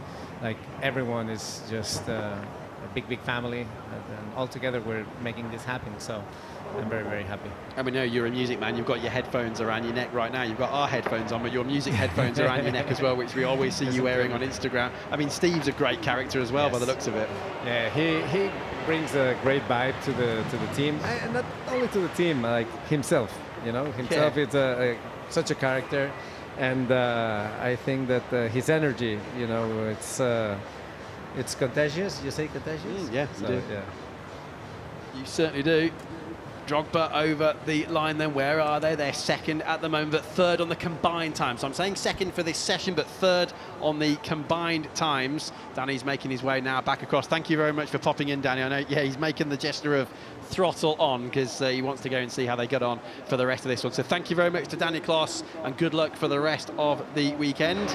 I'm sure your competitors in the nicest possible way will be saying not too much good luck with that championship lead you already have. But Saunders, how nice is it to have the pilots during the sessions actually making their way into the commentary box to talk to us. It gives them a bit of a breather, but you can tell by the time they get back, they are desperate to get back, aren't they? And share all that data with the rest of the team. Yeah, it's great also to get that extra little bit of insight as well, just to have them talk through a lap, say what the pilot's thinking behind the wheel, and just help us understand, really what the differences, where the differences are when it comes to good lap time and losing seconds. Just the idea of Danny saying there that coming out of a corner, a little bit instability and having that nose go up in the air and losing that speed can be the difference of a second or two. And if you do that multiple times a lap, that's where we're seeing that gap now of 2 seconds, 4 seconds, 8 seconds come from. Yeah, it doesn't take much then, does it? Because we've seen some boats, some pilots having 3, 4, even 5 at times, hopefully not for them, but sometimes on one lap, moments like that. And like you say, with 2.1 seconds at the moment between first and second places, it just goes to show you. In fact, 1.5 on the combined time sheets at the moment. Rafa, as you can see on the graphics there, just 1.5 seconds quicker than Brady. And I think that's important to stress, isn't it? Because anyone who watches motorsport on a circuit, as Danny was just saying there, Saunders, cars, bikes or whatever, you see 1.5 seconds and think that's a heck of a lot. It's not, is it here? As you say, that can be gone in the blink of an eye. On water as well, it might not look like that much on screen, but on water there can be quite easily a big time difference. So to see it as close as it is, it's great to see. So Miami, where are we at the moment? We are in 5th position. This is Anna Glennon that we are riding with. And how many laps has everybody done so far? The answer is 2. So each of the teams has 1 more lap to go then in this particular segment of the proceedings. Anna Glennon, of course, comes very much from the world of jet ski racing, 8-time US and Canadian champion. It was a pretty good pace, I think, last season. There was good lap times. I think she had a good highest average speed in Jeddah. Still yet no win so far for Anna Glennon, but there is still a lot of time to do that. Still a lot of this season left, and even a lot of this weekend left. So we'll see what happens as we now look at Team Alula, see what Katie Munnings can do. She had a really good first sector in her last lap. Lost a lot of time in the second 2 sectors, about 2 seconds in each sector. So if she can improve on that on this lap, might find herself a little bit higher up the order. Yeah, well, we've seen her responding under pressure situations very well in the past in Extreme E. So let's see what she can do now here as we come around the first turn on the lap. Remember, her teammate had an issue earlier on a radio miscommunication, we believe, and only got 2 of the possible 3 laps in. Okay, there's the first sector. Although it hasn't gone green, Saunders, it's not bad if you look at the overall pace. It's gone grey, 1.9 down. Where might this be putting Katie? That would move her up 1 position currently in these timings, the current ones on the water. So let's see how the second sector goes on as she goes around that kind of long, almost hairpin-like part of the corner now onto a place where there's a bit more pace to be able, a bit more straight line speed into a pretty fast sweeping corner here. So again, all of this is full throttle, and then hopefully a little bit more boost out of that corner. Yep, as we can see there, just a tiny touch just to get that speed you've lost going into the turn back up to the speed for the straight. Same again there. She's actually using it going around the turn. An improvement on sector 2, but not against the rest of the running so far in this session, and she stays where she is, 4th quickest in this session. Yeah, that was up to 3rd though on the combined, so that was a nice end to that session, wasn't it, for Alula, championed by LeBron James. So good stuff there from Katie Munnings, and you could see also, couldn't you, on the graphics how the boost was rejuvenating as well. So I'm told that if you're on the boost for, let's just say, 3 seconds, it would then take approximately 6 seconds to get back up to maximum possible power. Good run. There was a good time to remind everybody watching the combined standings what it means. It's not necessarily finishing position, it's almost starting position as well for the next qualifying race later on today. So really that's your starting position when it comes to the lane, your left and right starting position, which is crucial because running into that first turn, you really want to be in a position where you can maximise your track position, take the corner in the way you want to, and not get caught up with all the other boats. So they are fighting for that lane position right now. So the combined standings means a lot. So Alula are done in this session. They've got their 3 laps completed, but 1 more lap for everybody else now. The other 4 boats, including very much Team Drogba, as we look down. Look at that, as you've already been saying, absolutely flat chat on the throttle pedal, boost being used off the boost. Look how it's charging back up again, a little bit more boost there. Every time you're trying to get the power on up to the far end of the course. Drogba flying towards us, trying to keep up on the foils as much as possible. That's a good first sector as well then for the New Zealand pilot. Michael Wilkinson, what are we going to see currently in that 4th position? Only 6/10 behind Tom Chapp at the moment, so there is chance. That's already gone down to 4/10 in the second sector. There is chance if he absolutely flies his way around this third sector that we could see a new top of the timings in this session, but I don't know. What Tom Chapp did in that third sector was pretty special.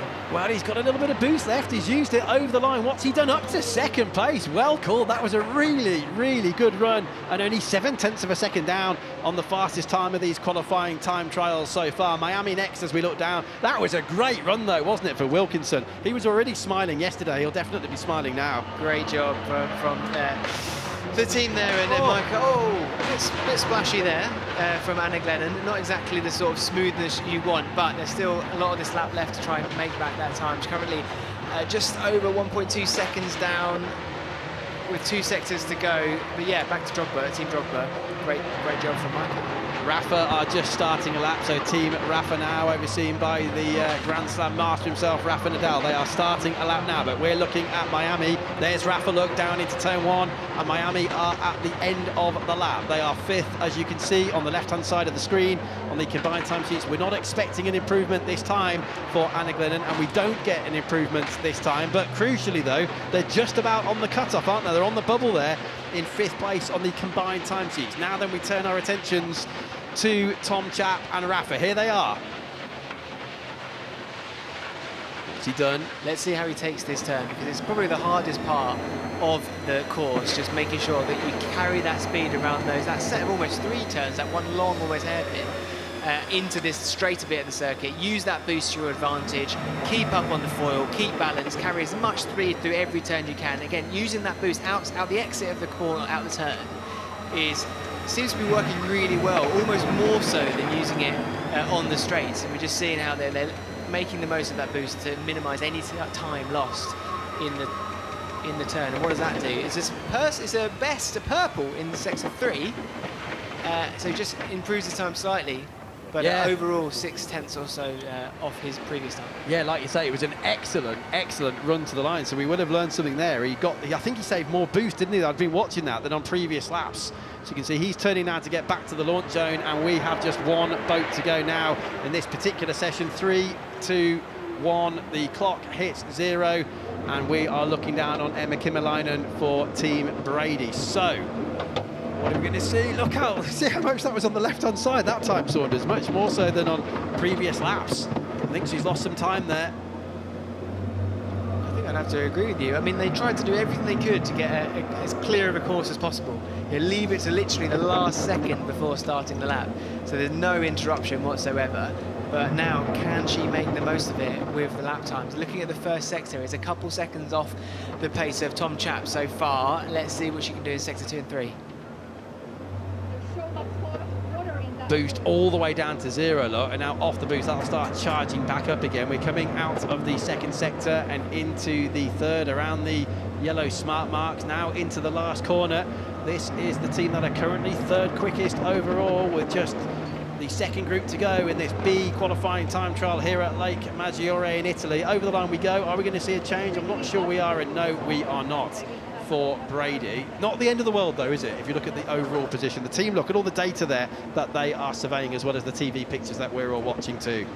This combined standings though could still change a fair bit, because we've got the other pilot from Aoki, we've got the other pilot from Westbrook Racing, we've got the other pilot from Team Brazil and Team Blue Rising. So all people, the 2nd pilot has not done their laps yet, and we could see a lot. One thing I would, if I was going to make a prediction at this point, is the laps from both Danny in Team Aoki from before, and the laps there from both pilots for Team Rafa, Chris and Tom, there really are the 2 to match at the moment.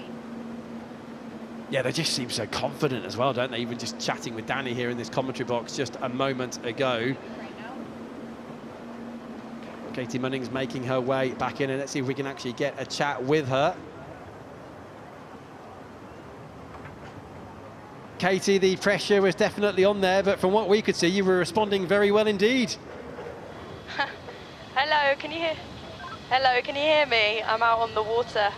Yeah, it was It's a tough session. Trying to get clean water is really difficult. The boat's actually a lot harder to drive on the fresh water than it is on the salt water, so it's been a big adjustment.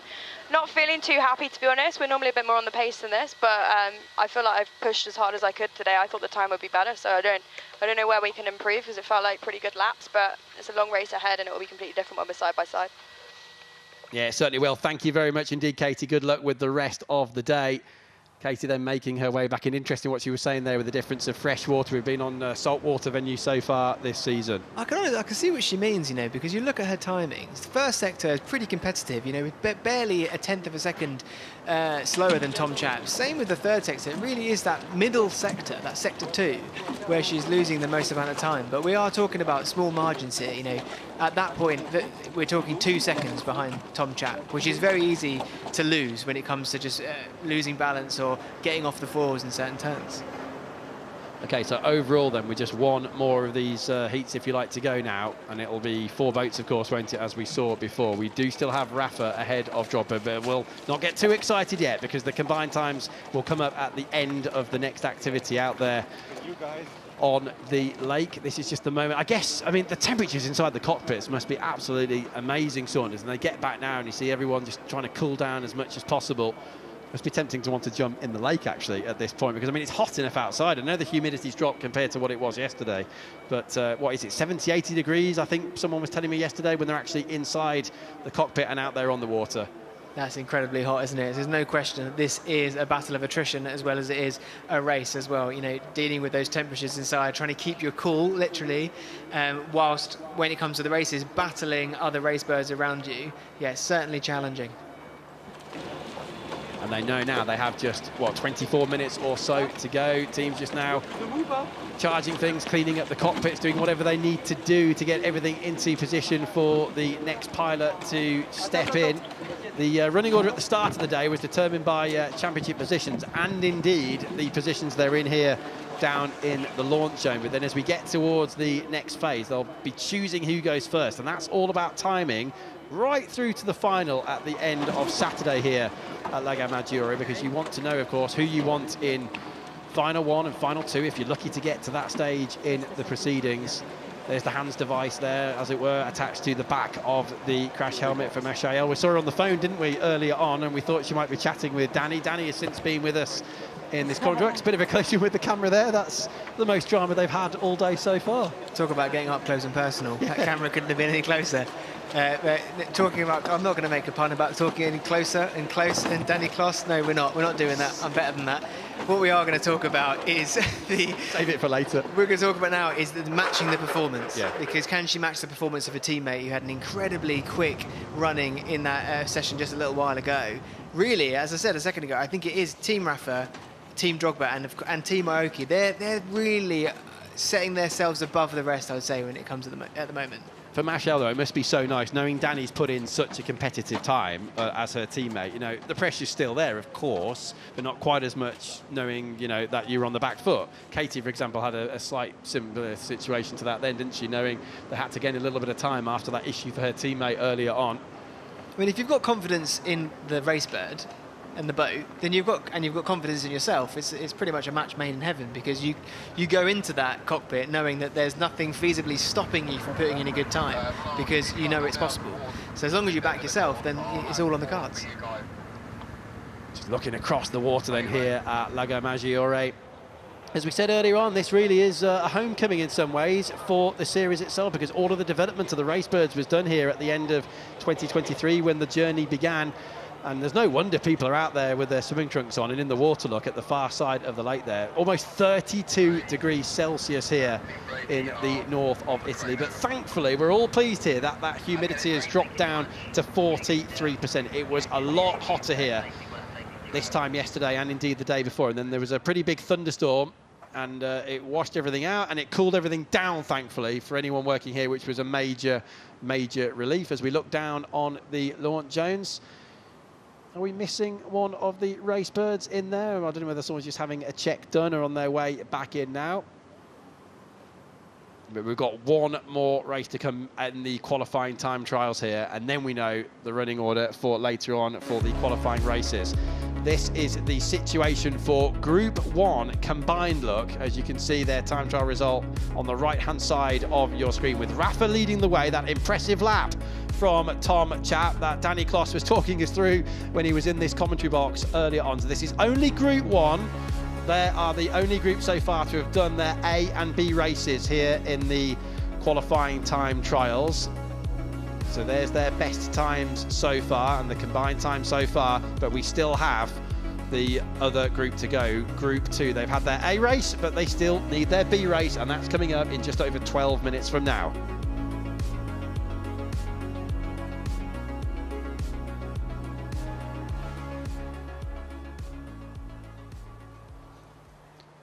So team tactics being discussed, a 12-minute pause, and then we will know at the end of the next phase who's gone straight through to the top tier of the qualifying races here in Italy.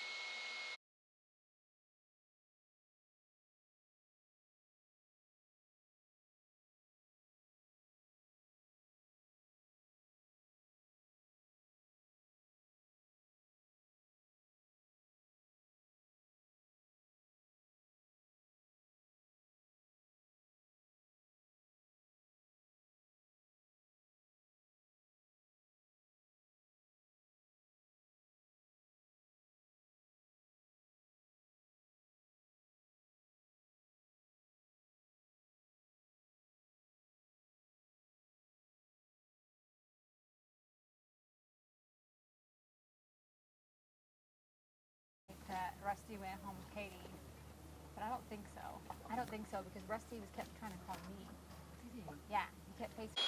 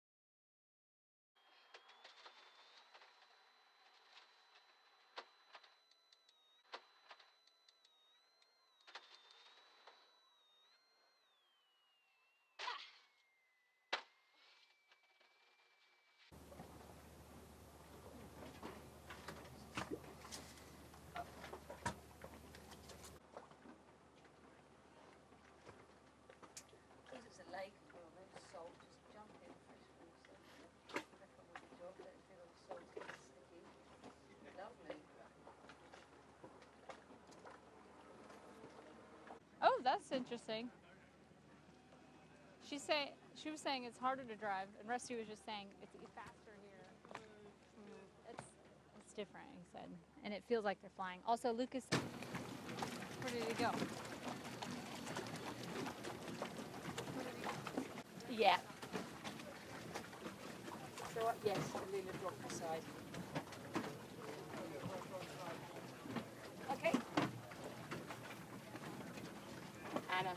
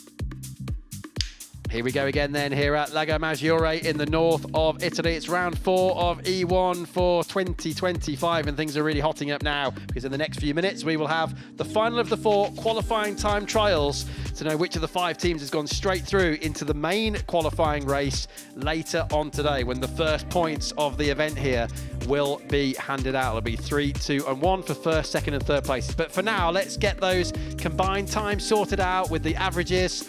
Aoki really are the team to beat with 2 wins from 3 so far this season. But it looks quite open here so far. And as Daniel Klaus said in this commentary box earlier on, it can only take 1 or 2 big moments and you've easily lost 3 or 4 seconds. So let's see how that pans out as we move towards this final of the 4 qualifying time trials. So I'm sure you know the drill by now if you've been with us for the rest of the day. These are split into A and B. 5 boats or 4 boats. We've had 2 with 5 and 1 with 4, and this is now the final 4 boat scraps. So there should, in theory, be a little bit more track position and flexibility as to when you go out with Blue Rising, Brazil, Aoki Racing, Championship Leaders and Westbrook, our 4 teams competing in this one. It's Group 2B, as you can see at the start, at the top of the screen, and of course so many world famous celebrities involved in these teams, including Will Smith there with Westbrook on the right hand side.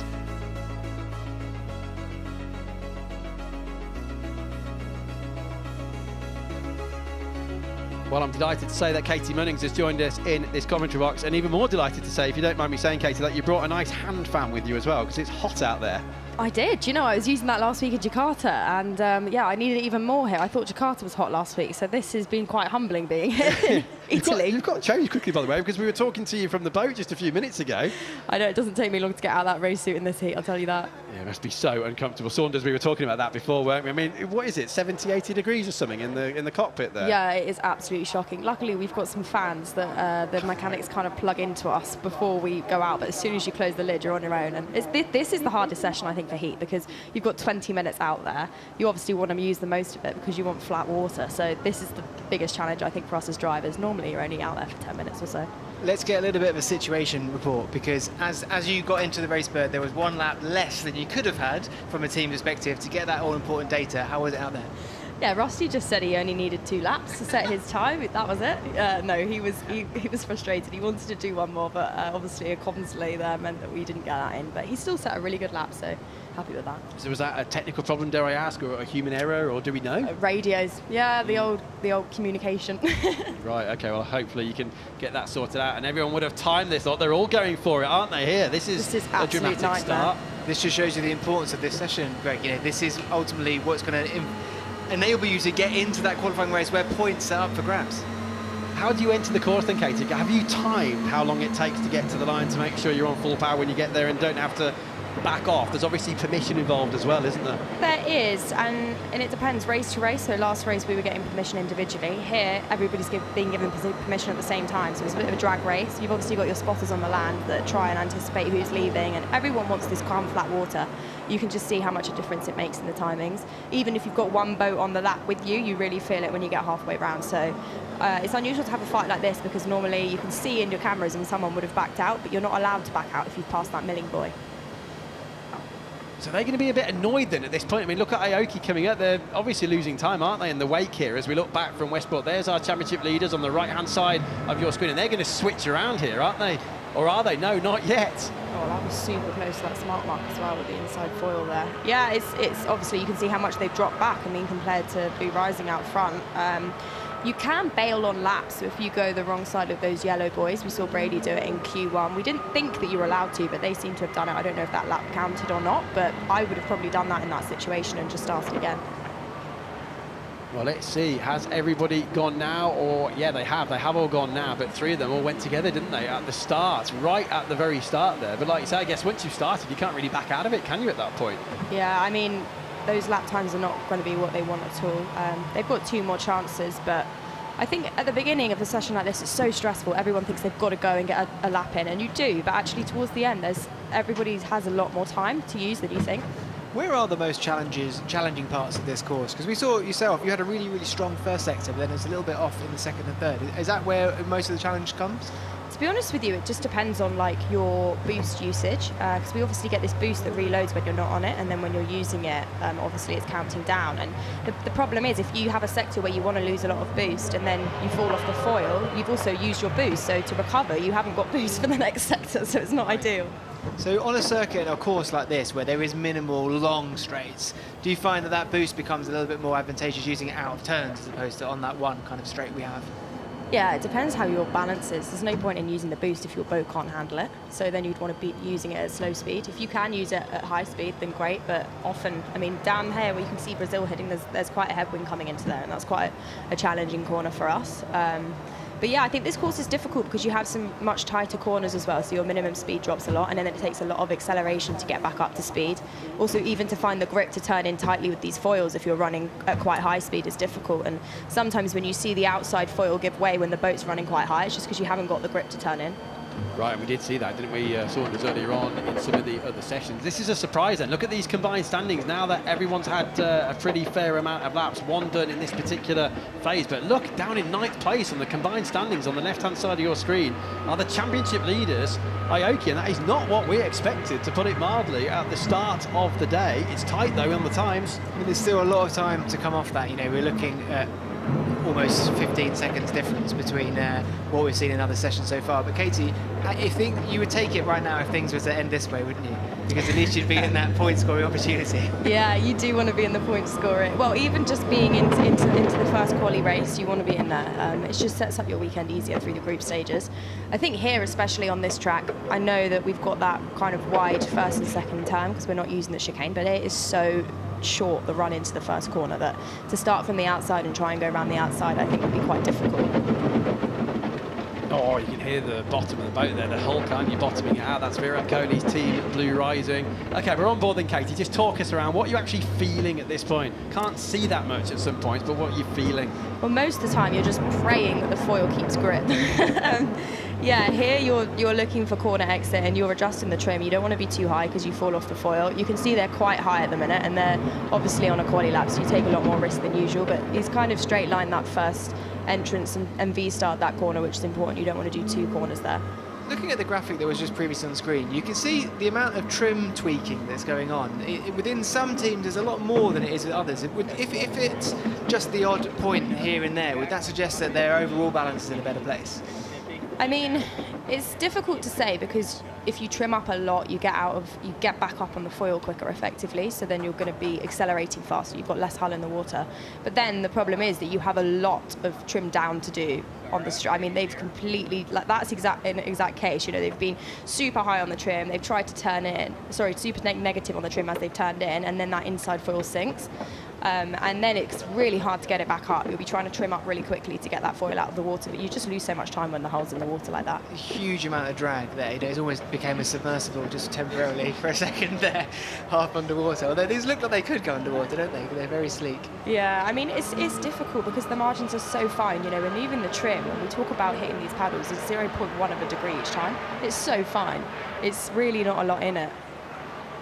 Okay, let's get some insight then as to what's happening down there as Westbrook now come back down into turn 1. You can see the times on the left-hand side of your screen. In fact, no, let me interrupt myself for a second because Aoki are trying to find some time now. They're down in 9th place and coming up towards the far end of the course. Okay, this is crucial now, isn't it, as they get the boost on. Yeah, Danny put it, see that. Oh no, they're in a turn. So when that happens in a turn, you don't lose as much. I thought she was still on the straight there. I think she might be all right with that one, might save a bit. But yeah, any time that is porpoising like that through the water, obviously it's slowing down. I think we might still see more from your old teammate Timmy Hansen, Katie, because there's he put a really strong final sector. So just taking a little bit off that time in the first 2 sectors could get him right up there. Yeah, I mean, when you consider, I think his fastest in practice earlier this morning was at 1:12. So they found a lot. I think they've been having some issues. Their boat's not looked quite right. That team is capable of so much, and I'm sure that we're going to see some good results from them this year. We've obviously got Steve Curtis with them working now, which has been big news in the paddock this week. Yeah, that's been a dramatic change, hasn't it? It was finally made official the other day, but look how close that was for Aoki. Look, they are just missing, what, less than half a second there. They're right on the bubble up to 6th place, but they just need another half second or so to demote Brazil and move up into that all-important top 5 for the main qualifying race. There are Brazil. So they're shown as second because they're second in this particular race that we're watching, but they're 5th, look, on the combined standings when you add together the best times of the 2 pilots so far and take an average. I'm looking at the map, the course map here, and you're seeing the Aoki team in the very back of the wash of the Team Brazil. I mean, it's not really something you want to be. Is there not more beneficial to leave a bit of a gap and try and get that clean water? 100%, 100%. But the problem is we get penalties if you enter the course when a boat is between the E-buoy and the F-buoy, which is effectively where Brazil are now and the finish. And that's really difficult to judge because that's actually half a lap. So when you think you can't come if the boat's in that space, but also you don't want to be close up to the boat in front, you do end up in this situation sometimes. And you have to think boats also slow down on their in-lap, so you can end up in the wash of a boat that's on its in-lap, which is really not ideal either. So it looks as though Brazil are going back to the milling area here. They've only actually done the one lap so far. Katie, you were talking about this before, weren't you? People maybe just saving a little bit of time and, well, laps, sorry, not time, but laps with 7 minutes to go now on the clock, as you can see at the bottom of the screen. Yeah, I didn't actually think that was allowed. So it's a bit of an interesting one. It's something that has not come up in driver briefing before. If you abort a lap, can you just restart it? We thought if you crossed the timing screens, that's the lap started. Okay, Westbrook heading into another lap, but let's get some insight for what happens down there at Mission Control with Westbrook behind the scenes. What can you see and how cool is it to sit up here while your teammates in the boat? Well, this is an important place for the team. No, we have our engineers here. All the radio comes to the racebird comes from here. They can see all the data, real time and lap times, average lap times. We get all the information from here. So and we give our feedback from the boat to here. So it's an important office, and yeah, it's essential to perform well. And hopefully this weekend, I think we are comeback, and hopefully we have a good average lap time in quali with Sarah and myself. It's very competitive out there. That's what I've heard. You guys really are making a comeback, I think. Yeah, well, in practice we were the quickest. That was really rewarding for Westbrook Racing, and now we keep pushing. It's not easy to do a clean lap. Every corner, every detail counts, and qualifying was not that good, but yeah, happy with that. Thank you, Lucas. Thank you. Yeah, thank you, Lucas. Thank you, Taylor. You can see how quickly the time goes up. We've got less than 6 minutes left already as we look at Westbrook Racing. But Katie, so important for the team down there, so important for the pilot as well. Everyone needs to work together. And as we've seen earlier on today, even with your team, a few communication problems earlier on, and it can cost you.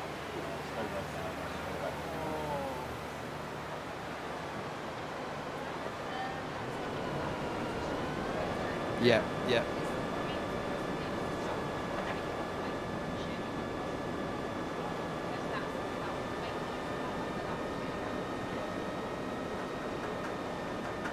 So the situation is Rafa on the combined times are leading the way, but as you can see, look, head in hands down at Westbrook at the moment because they are only 7th. They are therefore not on the combined times with, as we've heard, all their laps done. They are not inside that all-important top 5. So that's the first big story of the day here, out here on the course. And yeah, we said it before, didn't we, Saunders, that a picture speaks 1,000 words. You can just see from the faces of the team and the pilots, they know there is work to do. Yeah, that's frustration. You wanted to get as much time on the water as you can, not just for the getting into the next session and getting the chance of getting those points, but also just feeling comfortable with the racebird, right? That's where that's what you want for the rest of the weekend, because it's not just about the next session, there's so much more to come. It's also pretty unusual to not see the teammates equally, and you know, most of the time you'll be within a second of each other. So I think Lucas did a 106 or something like that, so for her to have done was it 108 he did? Yeah, 108. It's a couple of seconds off. I mean, I found it earlier with Rusty. We were 2 seconds apart in practice. Normally we're a couple of tenths. So it's challenging because you're doing everything the same. You watch a lap back, your trim values are the same, and unless you're in the boat with the other one, you can't really see where you're missing it. Maybe it's the case of there being more, you know, getting each other's way.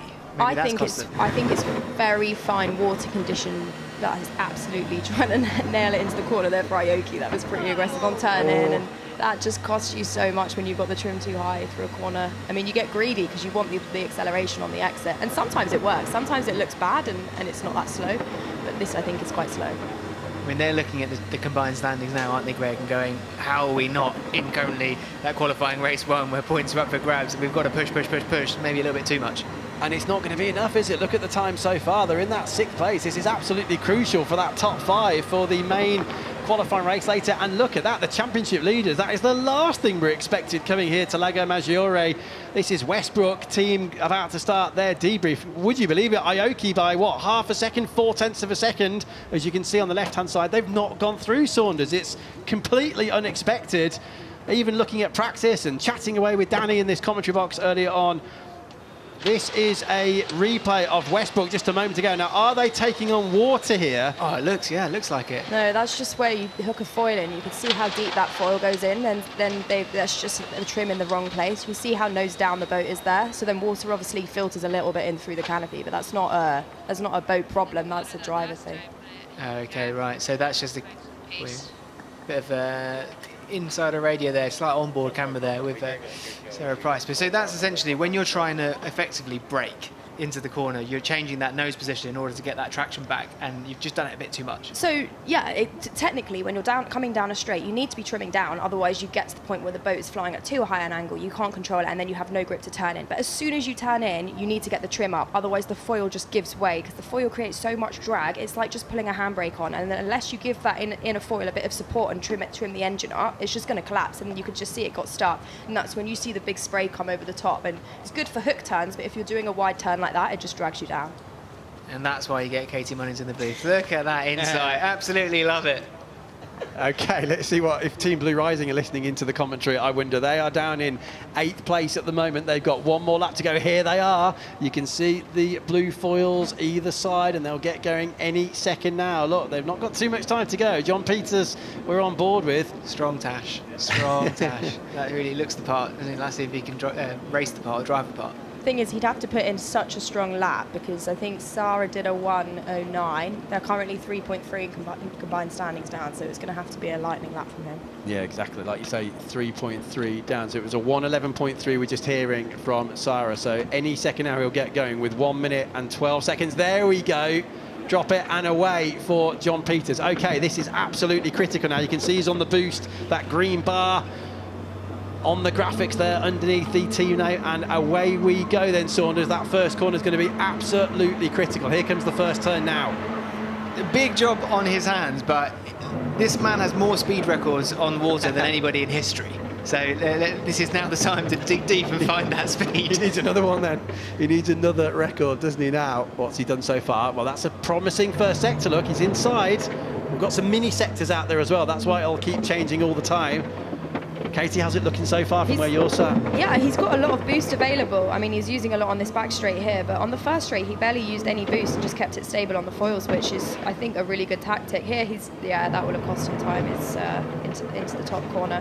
But yeah, it surprised me on this top straight there that he just decided to try and keep it on the foils and not risk the extra 2% of speed. Yeah, because we always think it's an advantage, don't we, to have the boost on, but so like you say, there can actually be a disadvantage sometimes if the timing's not right. I mean, in Croatia, a lot of the time, people just weren't using boost because it was so wavy, the boat just couldn't handle it. And you've got to be able to stay on the foils. It's all well having the extra power, but if you can't get that balance right, there's no point in using it. Here they come then, they were 3rd on the podium at Jeddah, 6th then at Doha, 5th last time out in Croatia, and over the line go Blue Rising. But like you said, it was always going to be difficult, wasn't it, with the combined times, and that leaves them, Saunders, down in 8th position. Yeah, that's tricky. They were quite a few seconds off the pace in the second sector there, and it cost them. So yeah, it'll be qualifying race 2 for them.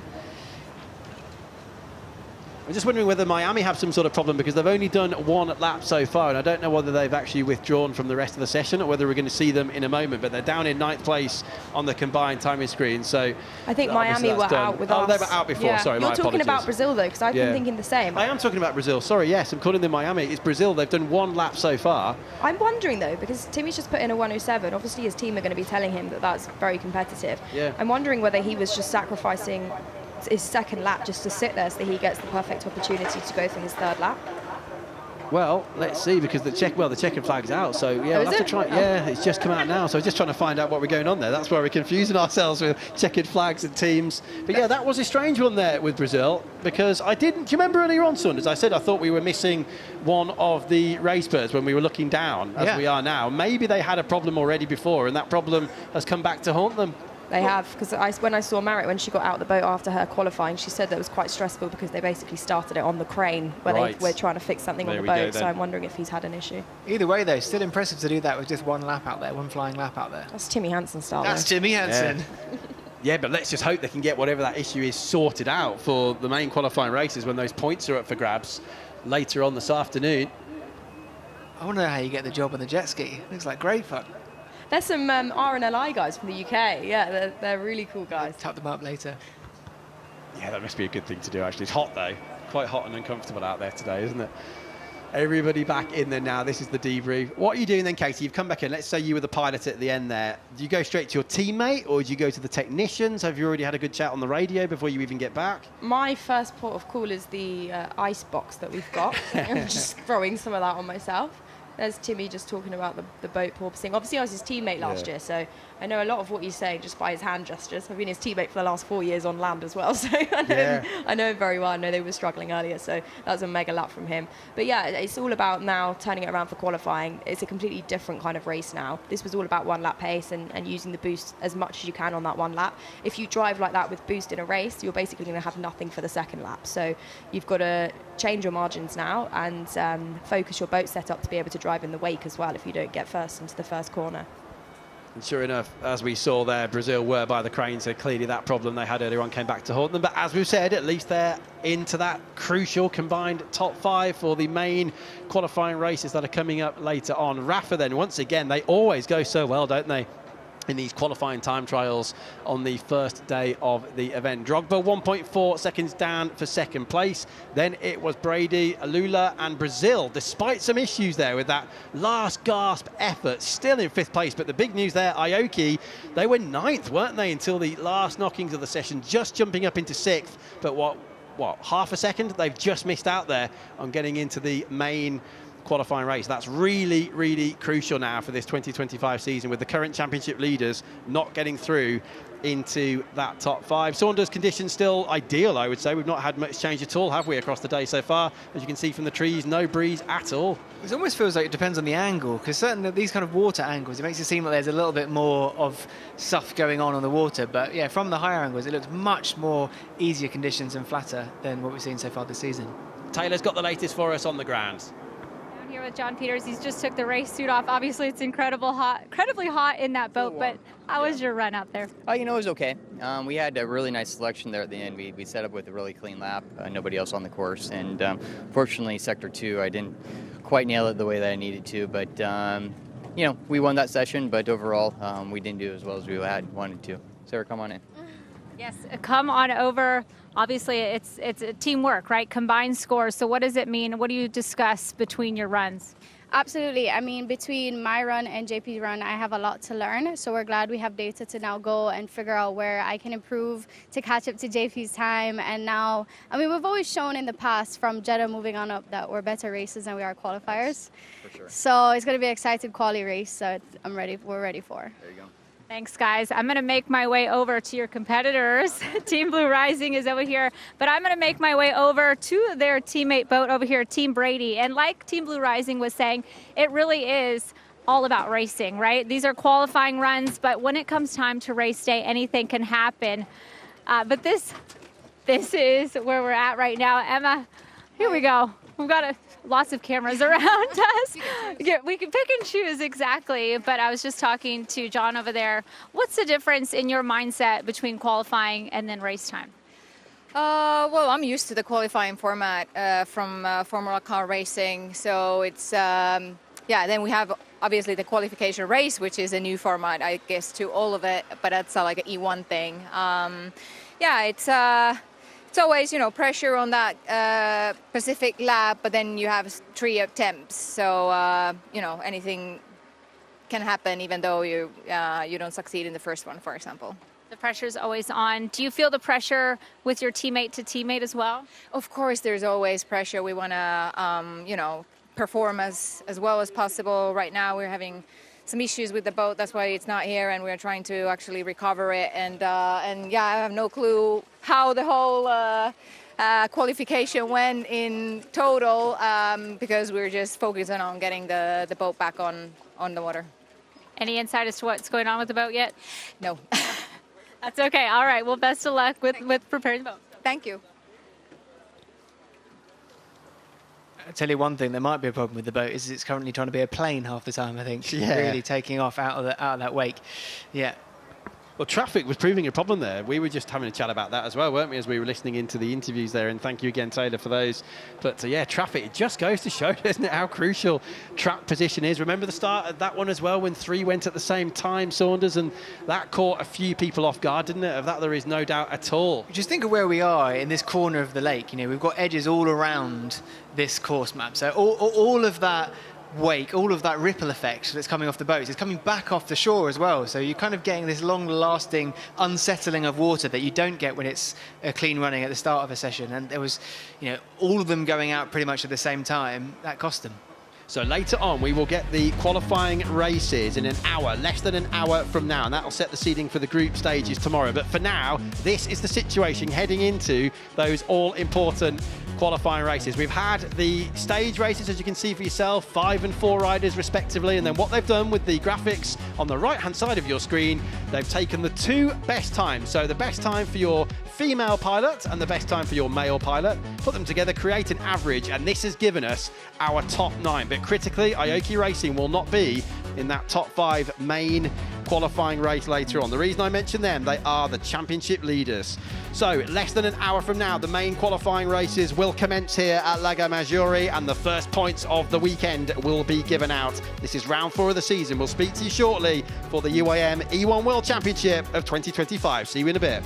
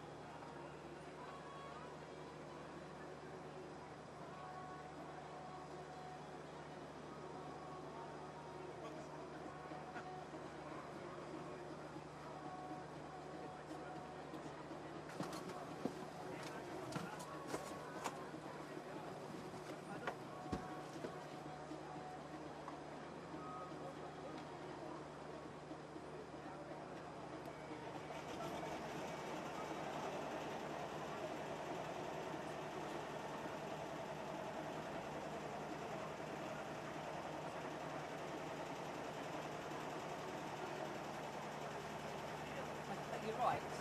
So I thought I was going to be forced.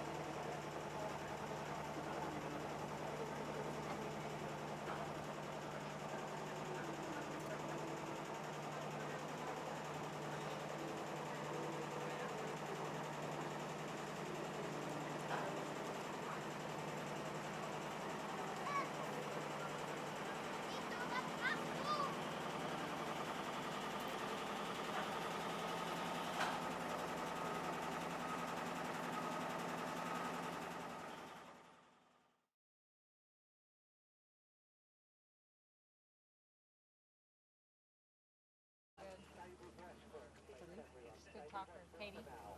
Yeah, she's a great talker.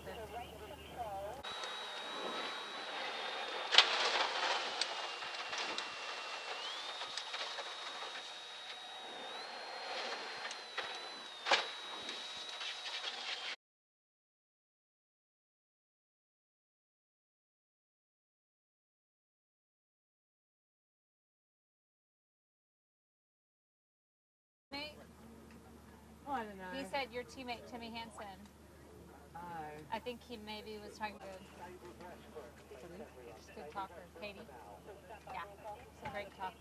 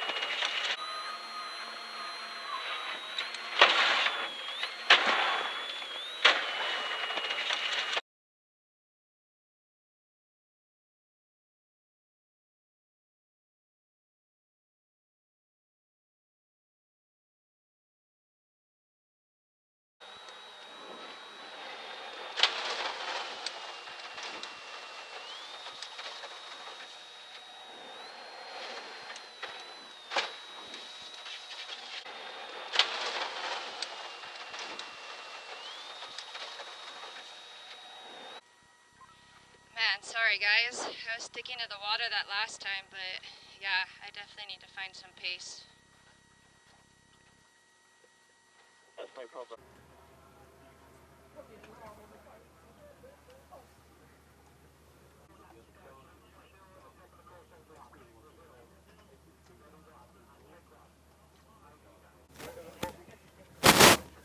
Keep it airy.